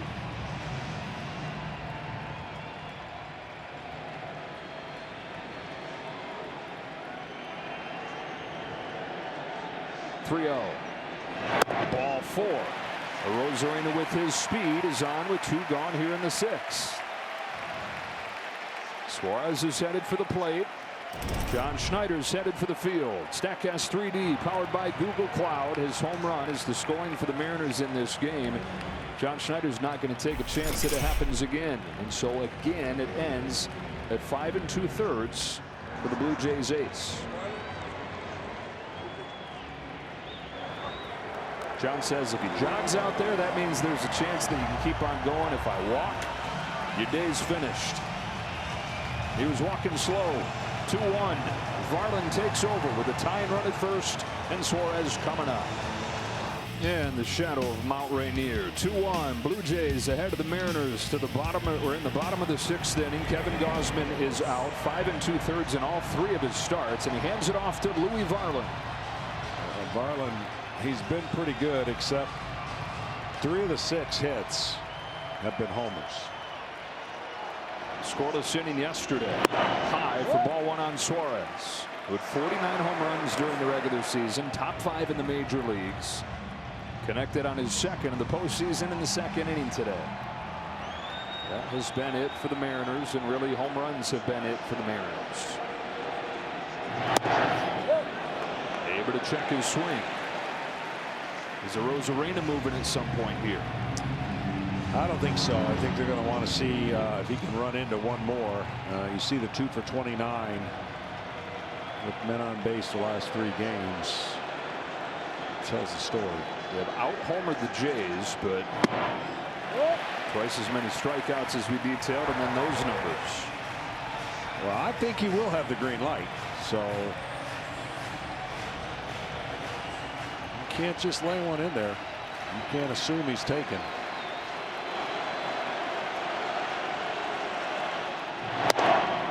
Through slider. Varland has pitched in 8 of the 9 games in this postseason for the Blue Jays. Right-hander acquired at the deadline from Minnesota, delivers, and he's walked him. Just misses up. Tying run goes into scoring position, and J.P. Crawford comes to the plate. Schneider asking, is that up? Marvin Hudson said that it was. Crawford is due for a big hit. Someone has to come through with 2 outs for the Seattle Mariners.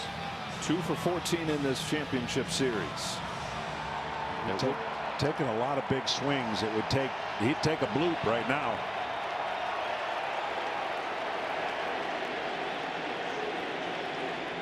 Two on, 2 out. Varland deals. Crawford takes it down the middle.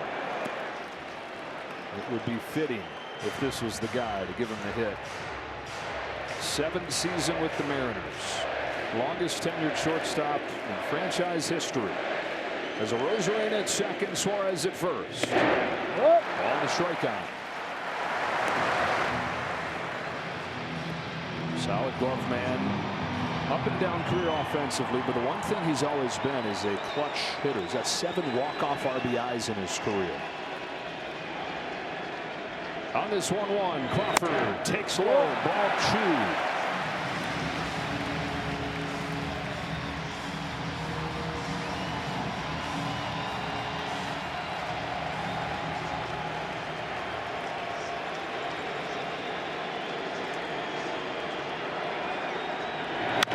Chopper to 3rd, it's Clement. And the Mariners strand 2 here in the 6th inning. Varland gets out of it, still 2-1.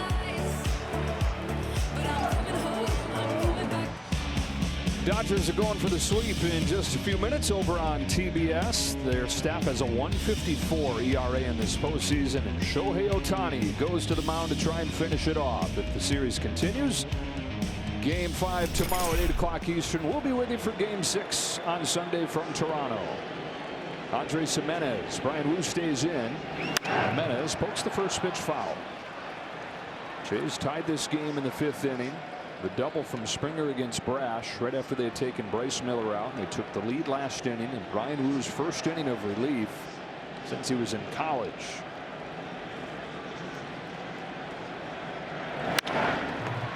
Warren Burner to 2nd. Rivas. MLB Together is baseball's platform embodying the sport's commitment to philanthropic causes and mental wellness efforts by teams, players, and the league. To learn more, go to MLBtogether.com. Springer. The extra base hit in 6 straight. He'll be ready to go first pitch.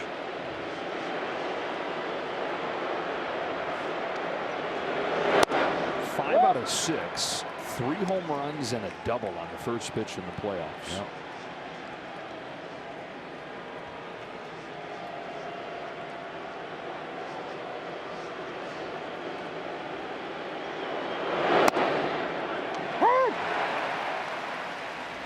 Those are the guys you love when you can make a pitch as a pitcher. You know, you get an aggressive hitter, quick out, quick inning, but they're miserable if you make a bad pitch. Oh, got away from him and hit him right on the kneecap.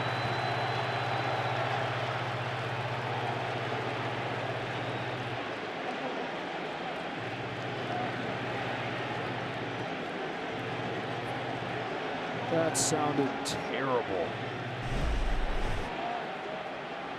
Yeah, this one just races in and catches him right on the top of the kneecap.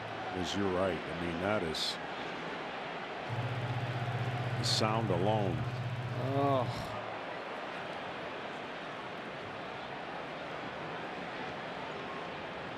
Vlad Jr. the MVP in terms of production, but when you add everything in, what this guy's meant as a leader, as a spark at the top of the lineup, you could make a good argument that this is their most valuable guy.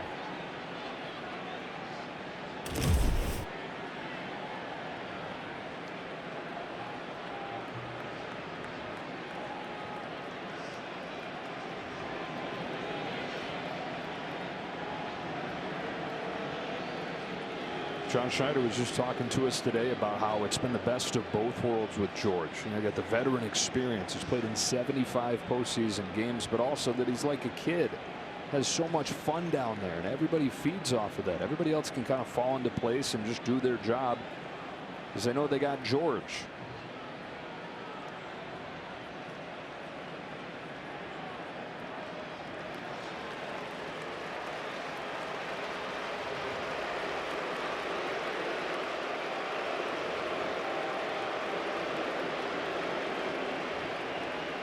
He wants so bad to stay in the game. There's just no way. Oh, he's gonna. Sure. Golly. You could tell he wants to stay so bad, but they're going to have to override something if they feel at all he could chance to further hurt himself. But obviously the big issue here is running the bases. It is worth mentioning he is the DH. So you don't have to worry about him running around in the outfield. It's just, my gosh, can't even walk.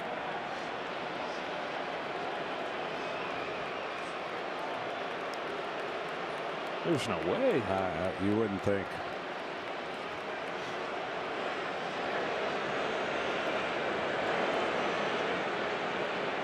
Sometimes they say cover your eyes, cover your ears if you're queasy.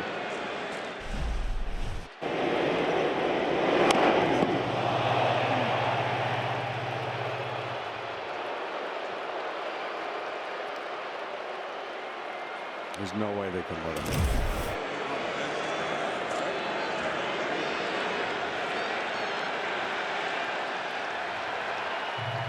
And they won't. Joey Loperfido is going to make his postseason debut here for the Blue Jays. Added to the roster yesterday when they took Anthony Santander off with the back issue. Blue Jays have the lead in this game, but with their sights set on winning the whole thing. There's a somber mood over this moment. George Springer limps off of the field after getting hit on the knee by a Brian Wu fastball. It's getting worse the more he's walking. You just got to hope for the best, and they're going to get treatment on it and obviously check it out.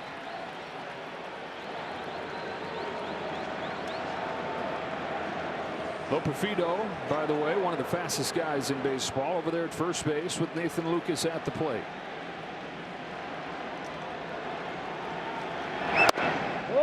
Ball one.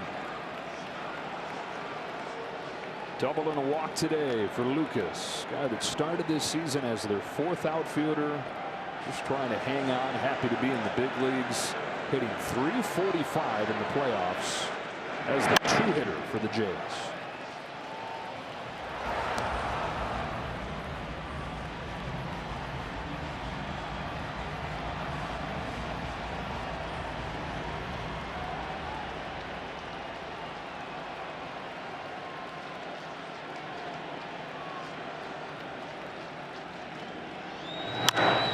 Bouncing ball towards the middle. Operfito is moving with a pitch. Throw from Suarez just in time to get Lucas.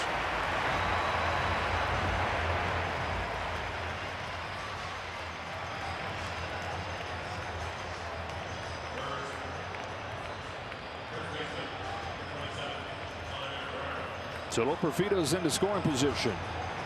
Spire warming again. Rizzardo joins him. Going to put Vlad Jr. on here. Second time they've walked him intentionally in this game, and the third time in this series.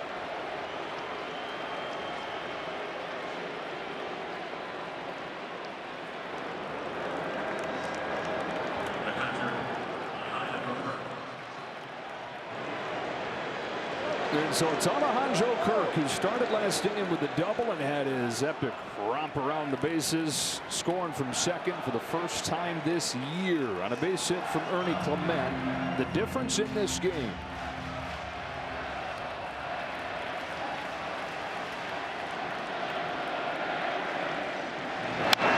Fouls off Wu's first pitch. There's a Wu fastball that he hit for the double.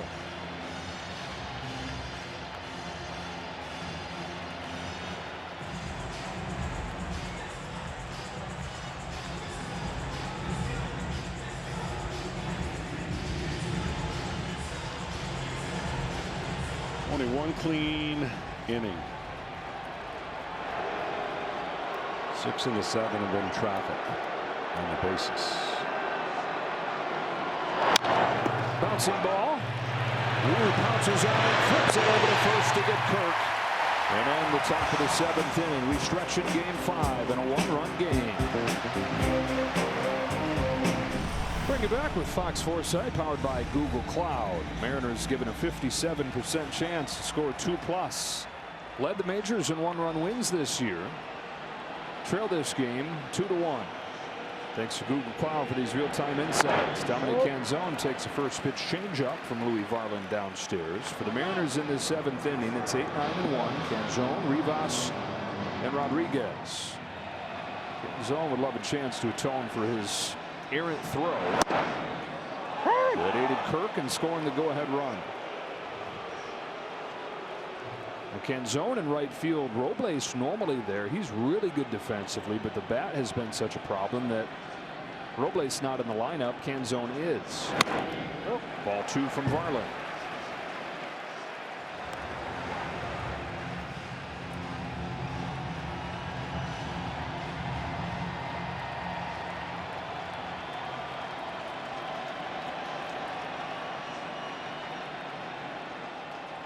The 2-1. Lifted down the left field line. Towards the corner it goes. Lucas is over there, and it's just foul.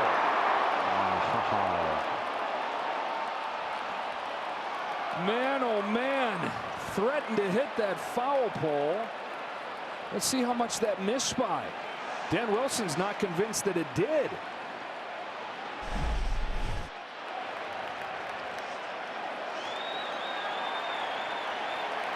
It's just foul.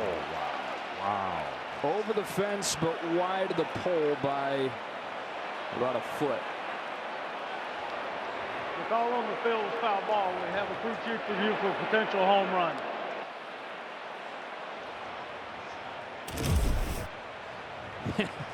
That flight of that ball was rich with tension and drama. Replay review is presented by Zoom. Off the bat, it was like, yeah, fly ball to the corner. Maybe. Wait a minute. And then it was foul. You do get 2 challenges in the postseason. But this one's a crew chief. Okay, so he'll still have 2.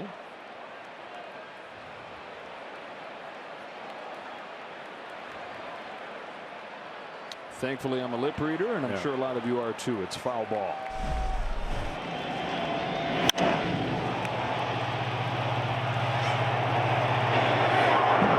The issue for Louis Varland has been the long ball. There's not been a lot against him, but has given up 3 home runs in this postseason.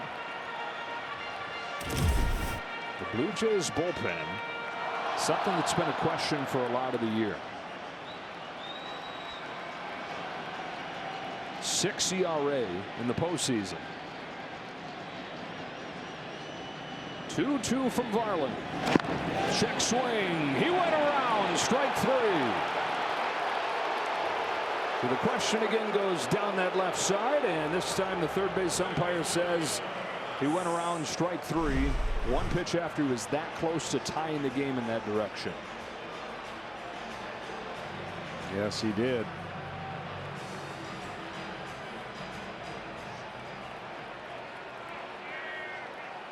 One out for Rivas.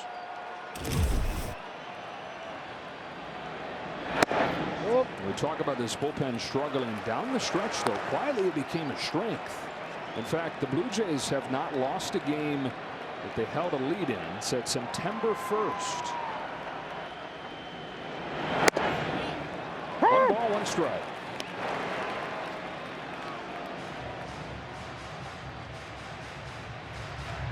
Brendan Little's ready.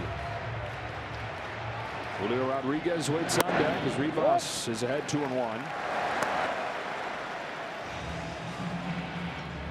Keep on going to Varland. John Schneider unfazed by those deep balls. He said he loves this guy. Got at the deadline. Took him some time before he was comfy with his new team, his new city. He's a Minnesota kid. He had pitched for his hometown team. It's the only organization that he had known.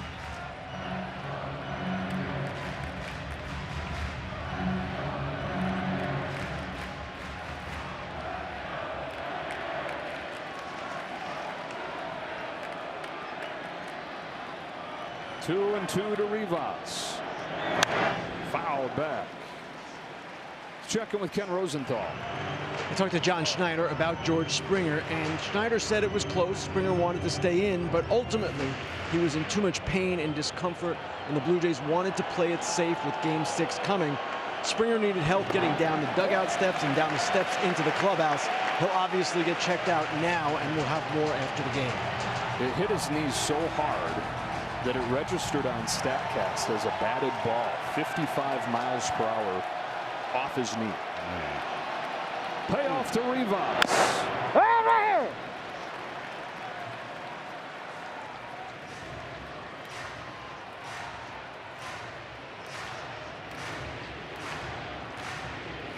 Rivas looking for his first hit of this series, but he's continued to give him these long at-bats. 8th pitch coming here. Top of the order waiting.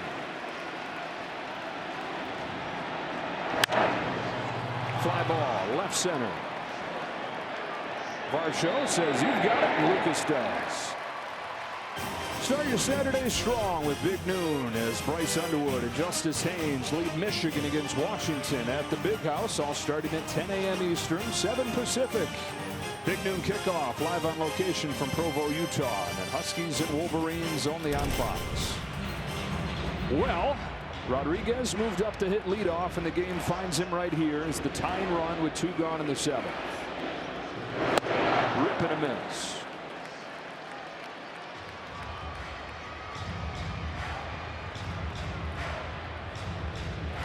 He's the guy, though. He would send this crowd into a frenzy.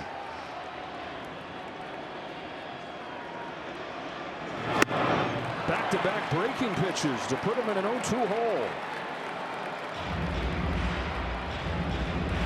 They sent him into a frenzy in the first inning of Game 3 here when he went deep. Singled his next time, but he's 0 for 8 since then.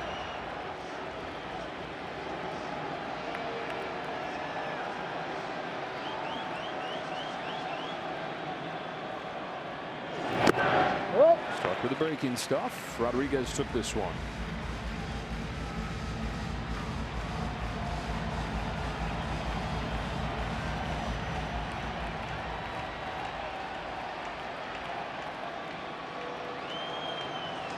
Varland's 1-2. Rodriguez rounds it foul, stays alive. 4 pitches, all curves. Sticking with that. Yeah, I mean, he's what you don't want to do is make that mistake. Middle to middle in. So stay away. He did, and he struck him out. Louis Varland, who they keep on leaning on, standing tall. A 1-2-3-7.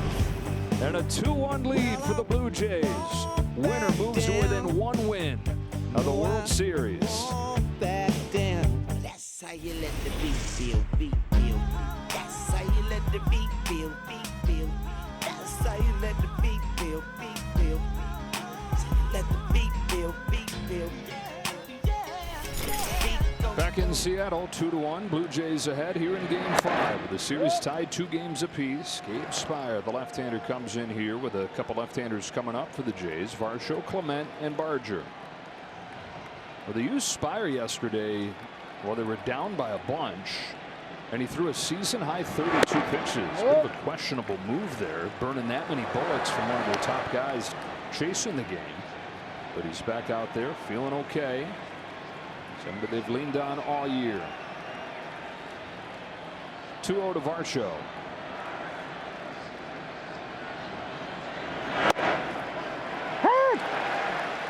Yeah, the old day off can be a burden for relievers because you're like, oh, you got a day off. You can go 3 in a row and do all these things. And I definitely think that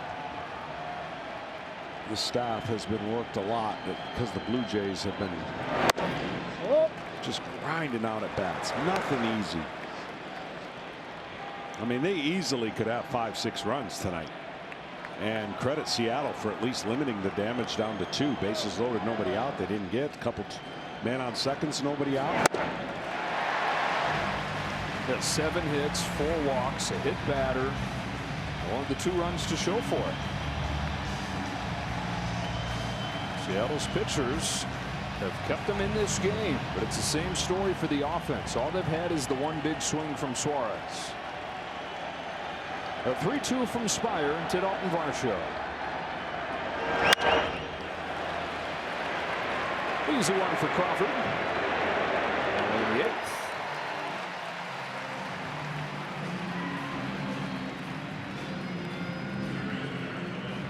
Road team is perfect in this series. Road team outscoring the home team 36-11. Taking on shades of the 2022 or 2023 American League Championship Series. Texas against Houston, where the road team won every game. Here's a high fly ball off of the bat of Ernie Clement. Back goes Arozarena onto the track at the wall. He's got it. Arozarena with a leap in front of the fence, and a tip of the cap from Clement. It stays 2-1.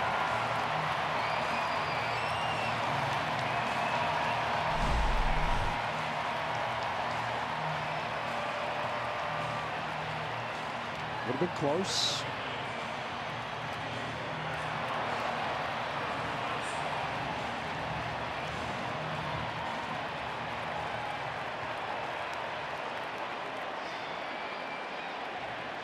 So 2 outs in the 8th inning. Addison Barger instead Miles Straw.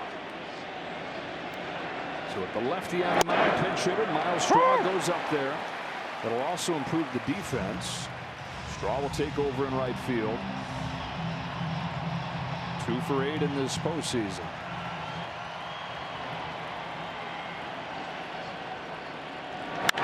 Straw leans out, sends a fly ball to center field. Rodriguez on the run. He's there.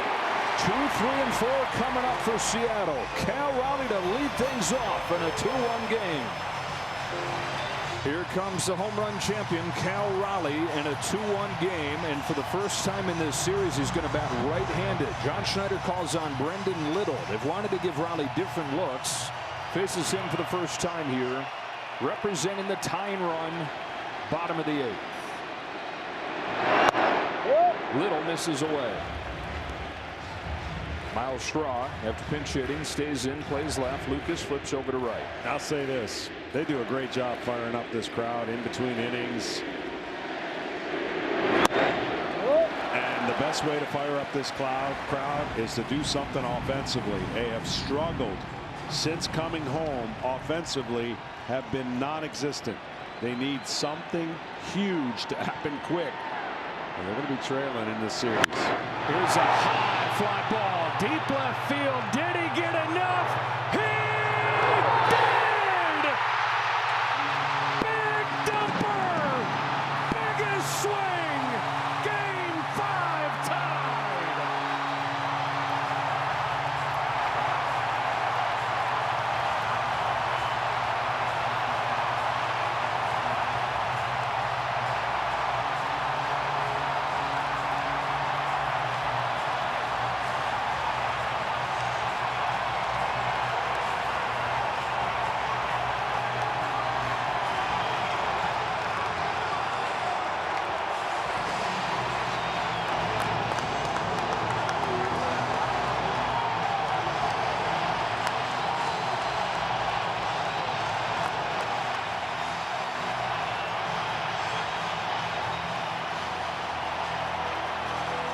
See, that's louder than anything they've done in between innings. That is a moment. Who knows? A moment. He's had a lot. He dumps 64 over the left field wall and ties game 5. This is the highest home run I've seen live, and there was still doubt that this was going to be robbed. And you called it, is it enough? And it was barely enough.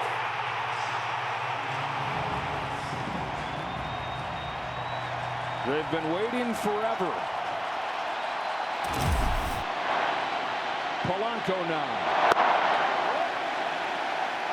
Visit from the pitching coach, Pete Walker, after Little gives up the leadoff home run to Cal Raleigh. Polanco takes ball 2. And it's got to feel like the walls are closing in on Brendan Little. Well, he knew coming in who he was facing, turning around 2 guys. And only guaranteed to face one lefty, really, and that's the 3rd hitter, Naylor.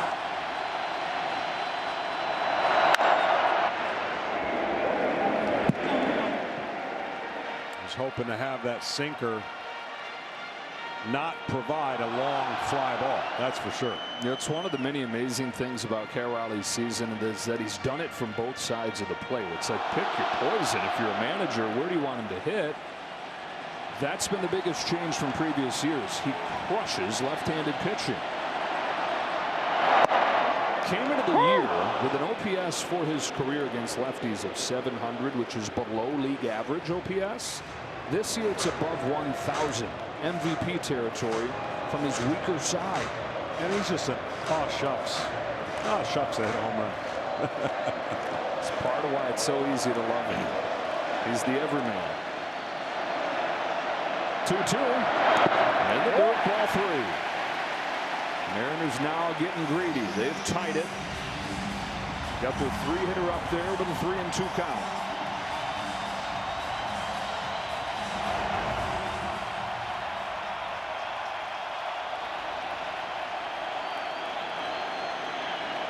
Polanco, one big swing after another in these playoffs.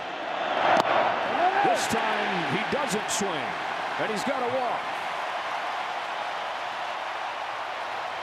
Well, in the top of this 8th inning, Ernie Clement was this close to getting it out of here. It's going to be close if he didn't catch it. If that's going to hit the front side of the wall or go off the top of it.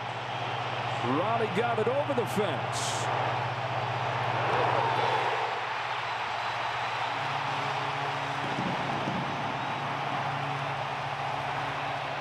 The first late drama of this ALCS. Ball on Josh Naylor.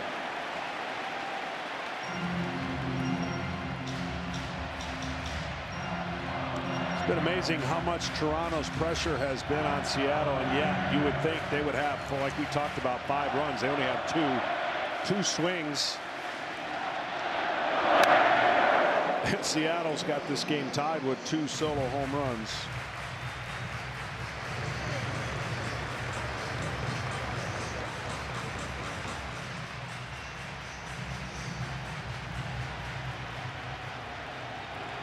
Go ahead run at first. That's Polanco. Little's 1-1 pitch. In the big to Naylor, ball 2. And at this point, that 3-batter minimum cannot be fulfilled fast enough if you're John Schneider sitting over there.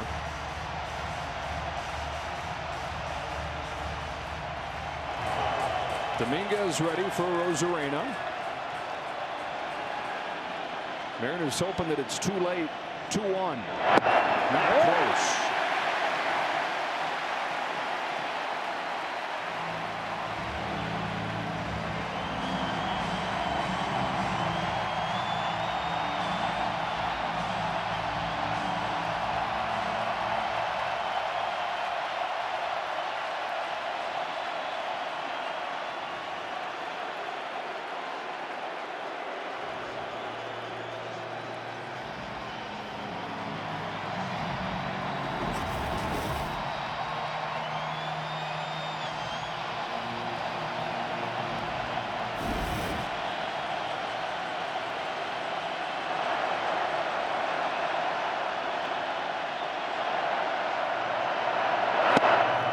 Brain two.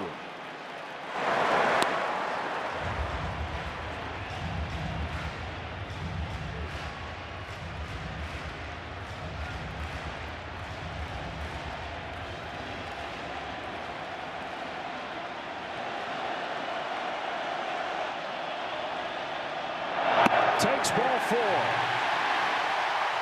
Go ahead run into scoring position. John Schneider back to the bullpen. All 3 batters that Brendan Little faces reach. Reach, an understatement for what Cal Raleigh did to start this inning. His 64th home run of the season. His biggest one yet.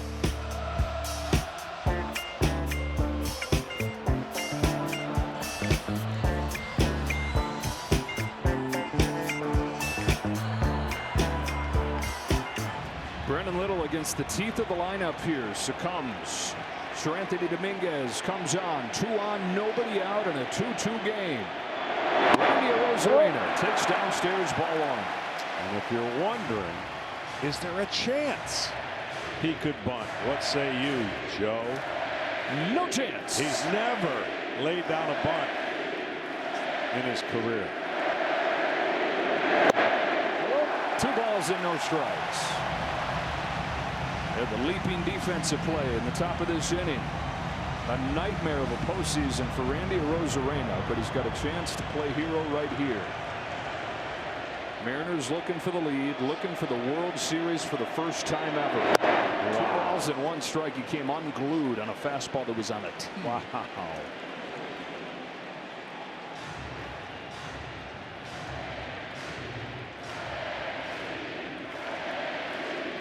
Still behind their guy. Who on a 2-1 pitch gets hit. It's unraveling on the Jays. Bases loaded, nobody out.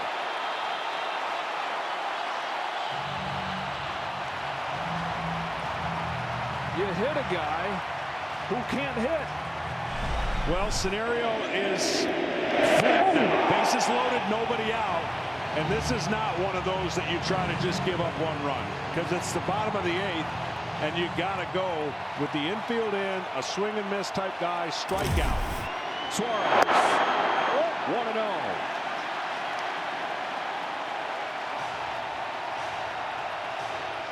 The problem with Dominguez in this spot, he has problems with walks. That's one that goes 500 feet and swinging. Yeah, if you know that pitch is coming, that one's the one that the hitters dream, but he was taken. Suarez somehow gets his bat on that, fouls it off, 1-2. So that swing right there, if you're paying attention between the pitcher and the catcher, was almost in the left-hander's batter's box. This pitch has to be right back in that same spot. Gave them their first run with a home run. Bases loaded, nobody out in the 8th. Suarez takes down. Got 1 more chance, and then that's it. Meaning 1 more chance at a pitch away off the plate to get him to swing. That one started too low. Also worried about a wild pitch with Dominguez. 2-2. Fastball. Skied foul. Out of play. The one thing that Suarez really never comes off of is fastballs. Doesn't mean you can't get one by him. It's just he's not going to come off the fastball. He's more susceptible to the breaking ball on the outer third of the plate. Another 2-2. It's another fastball. It's driven the other way. It's got a chance. It's a grand slam.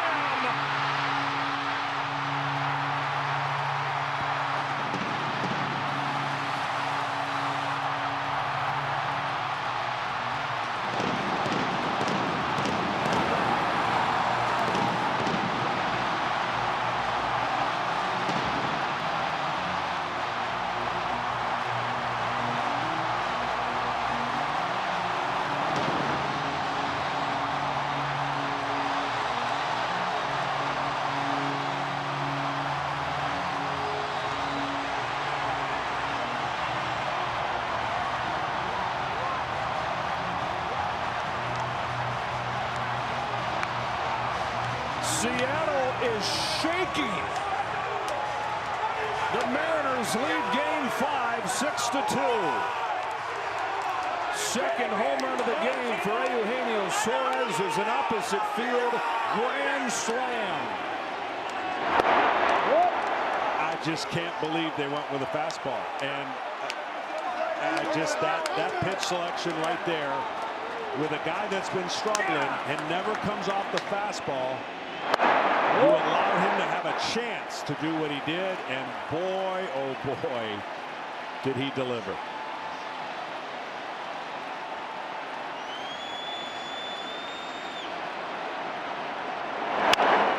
Crawford flexes one into shallow left center field, and finally the first out of the inning.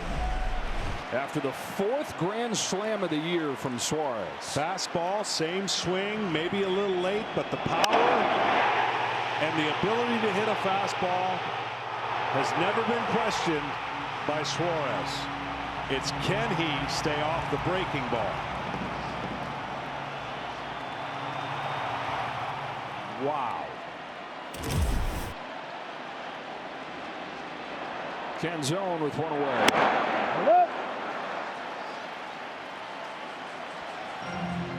Well, it shows you where Toronto's at on Jeff Hoffman, who for a lot of the year has been their closer. This would be the spot to deploy him 2, 3, and 4. Instead, they go Brendan Little. He gives up the home run to Raleigh, walks the next two guys. Dominguez comes in and gives up the grand slam, and the lead is gone.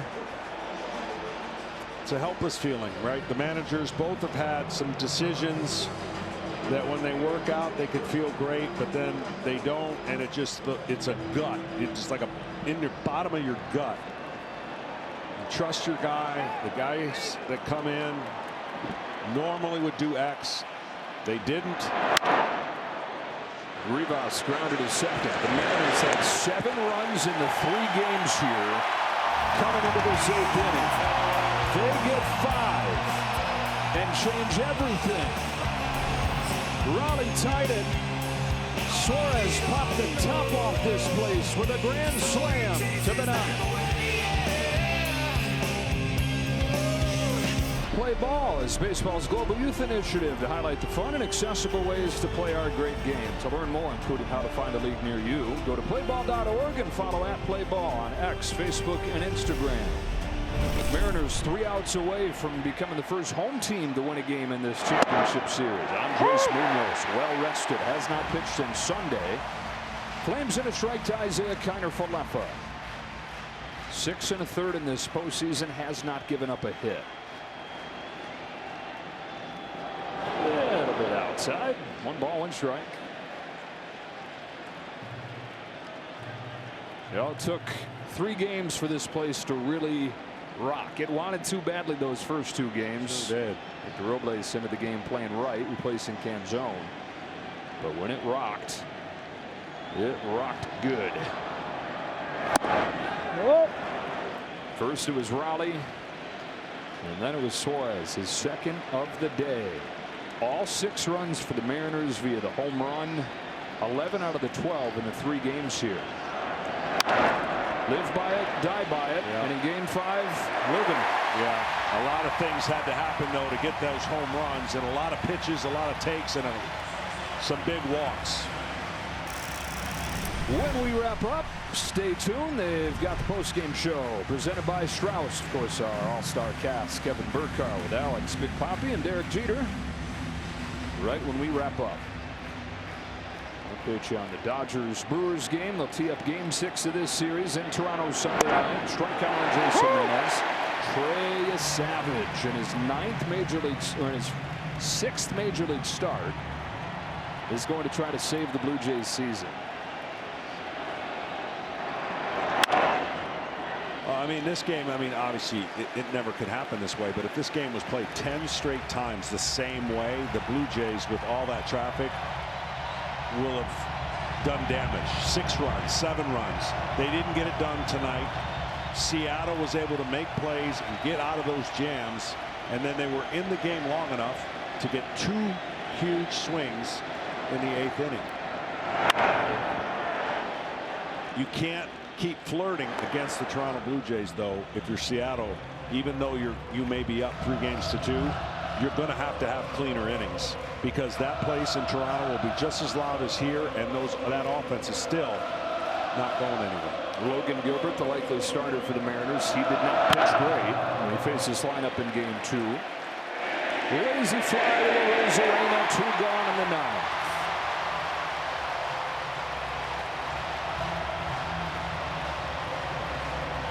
And these Mariners have gifted these fans quite a summer. At least one more gift for them right here. This comeback in Game 5. Mariners fans are hoping that they get another shot at this. And a shot in the World Series for the first time. Loperfido. I mean, they have been the most active fans. Now, granted, they have never been to the World Series, and they knew coming home really only had to win 2. Now they're lucky enough to be in a situation to only have to win 1 more, looks like. But this crowd is like had a huge party all day, and for the last 3 days, this one felt the best.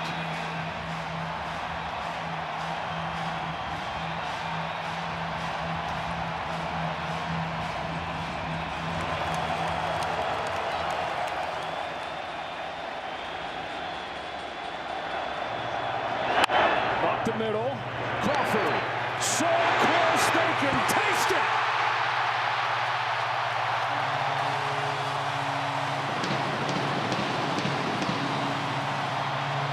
The Mariners take a Game 5 thriller. The 1 win from the World Series.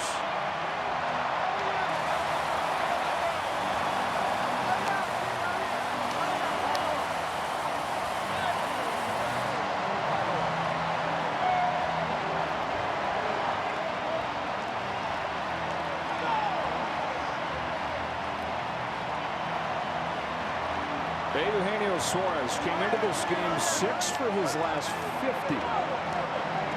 Connects on a solo home run in the 2nd inning. And the biggest of his 52 home runs this year, a grand slam to win the game in the 8th. Of course, Big Dumper was in the middle of it. Raleigh tied it. His 4th home run of the postseason, 64th overall. It was the home run that defined this team all year. That and the pitching. And don't forget about the pitching in this game. Just 2 runs allowed. Here's the swing, though, that they'll talk about forever. You're not kidding. I mean, fastball, center cut. If nothing else, it was going to get the lead run in, and it ended up getting 4 runs in. And it's a moment. They were waiting for the moment. They got the moment. Now they have to cash in after a day off and head to Toronto. Well, they have the double, and they've been playing that for 3 decades. Now they have the grand slam. It's Eugenio Suárez giving the Mariners a 6-2 lead, and he stands by with Tom Verducci. Thanks, Joe.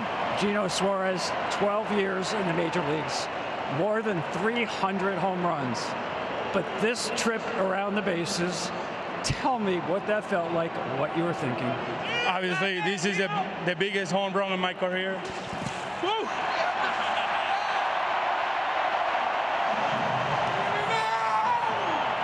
Yeah, like I say, it's got to be the biggest home run in my career. It was so special. I've been waiting this for a long time. It's been a while to have a game like this today. It was awesome to be able to hit that grand slam there and give it a win to my team, to the fans. They've been here support us all year long, all season series. Nobody says it's gonna be easy, but you gotta fight. You gotta stay in the fight, never quit. And I go to fight God because He gave me the power. He put everything on myself. I lock in myself right there, and just try to drive 1 in. And God is good, and I dream for. Well, Gino, take me through that at bat, because it wasn't just 1 swing. 6 pitches, an epic at bat. What was your approach, and how did it change with 2 strikes? I mean, I know I got to go to stop. I tell myself, don't let that fastball beat you. I know he's gonna at some point gonna throw me one right there. Not try too much, lock myself in and try to put a ball in play. I know I got enough power to at least drive my in, and I hit that big fly right there, and now we win the game. Gino, it's your second time here with Seattle. You know what baseball means. What's the Mariners mean to this town? Right now, the Mariners are closer to the World Series than they've ever been. You have the opportunity to go to the World Series in Toronto in Game 6. Tell me about that opportunity and what it means for this franchise and this city. It will be special. This year has been special for everybody in this organization. For our fans, they've been waiting a long time for this moment, and we're here to give it them. We're here to fight for a World Series, not only for the ASL job. We're here to fight for a World Series. We want to give it to them. We want to stay in the fight, and we need them to stay with us in the fight. Congratulations, Gino. Thank you so much. Well, a couple of guys have added their names right along there with Edgar Martinez and postseason heroics. Jorge Polanco in the division series. Cal Raleigh, Eugenio Suárez here in a memorable Game 5 of the championship series. The Mariners are a win away from their first trip to the World Series with a 6-2 win. The comeback rally shoe worked.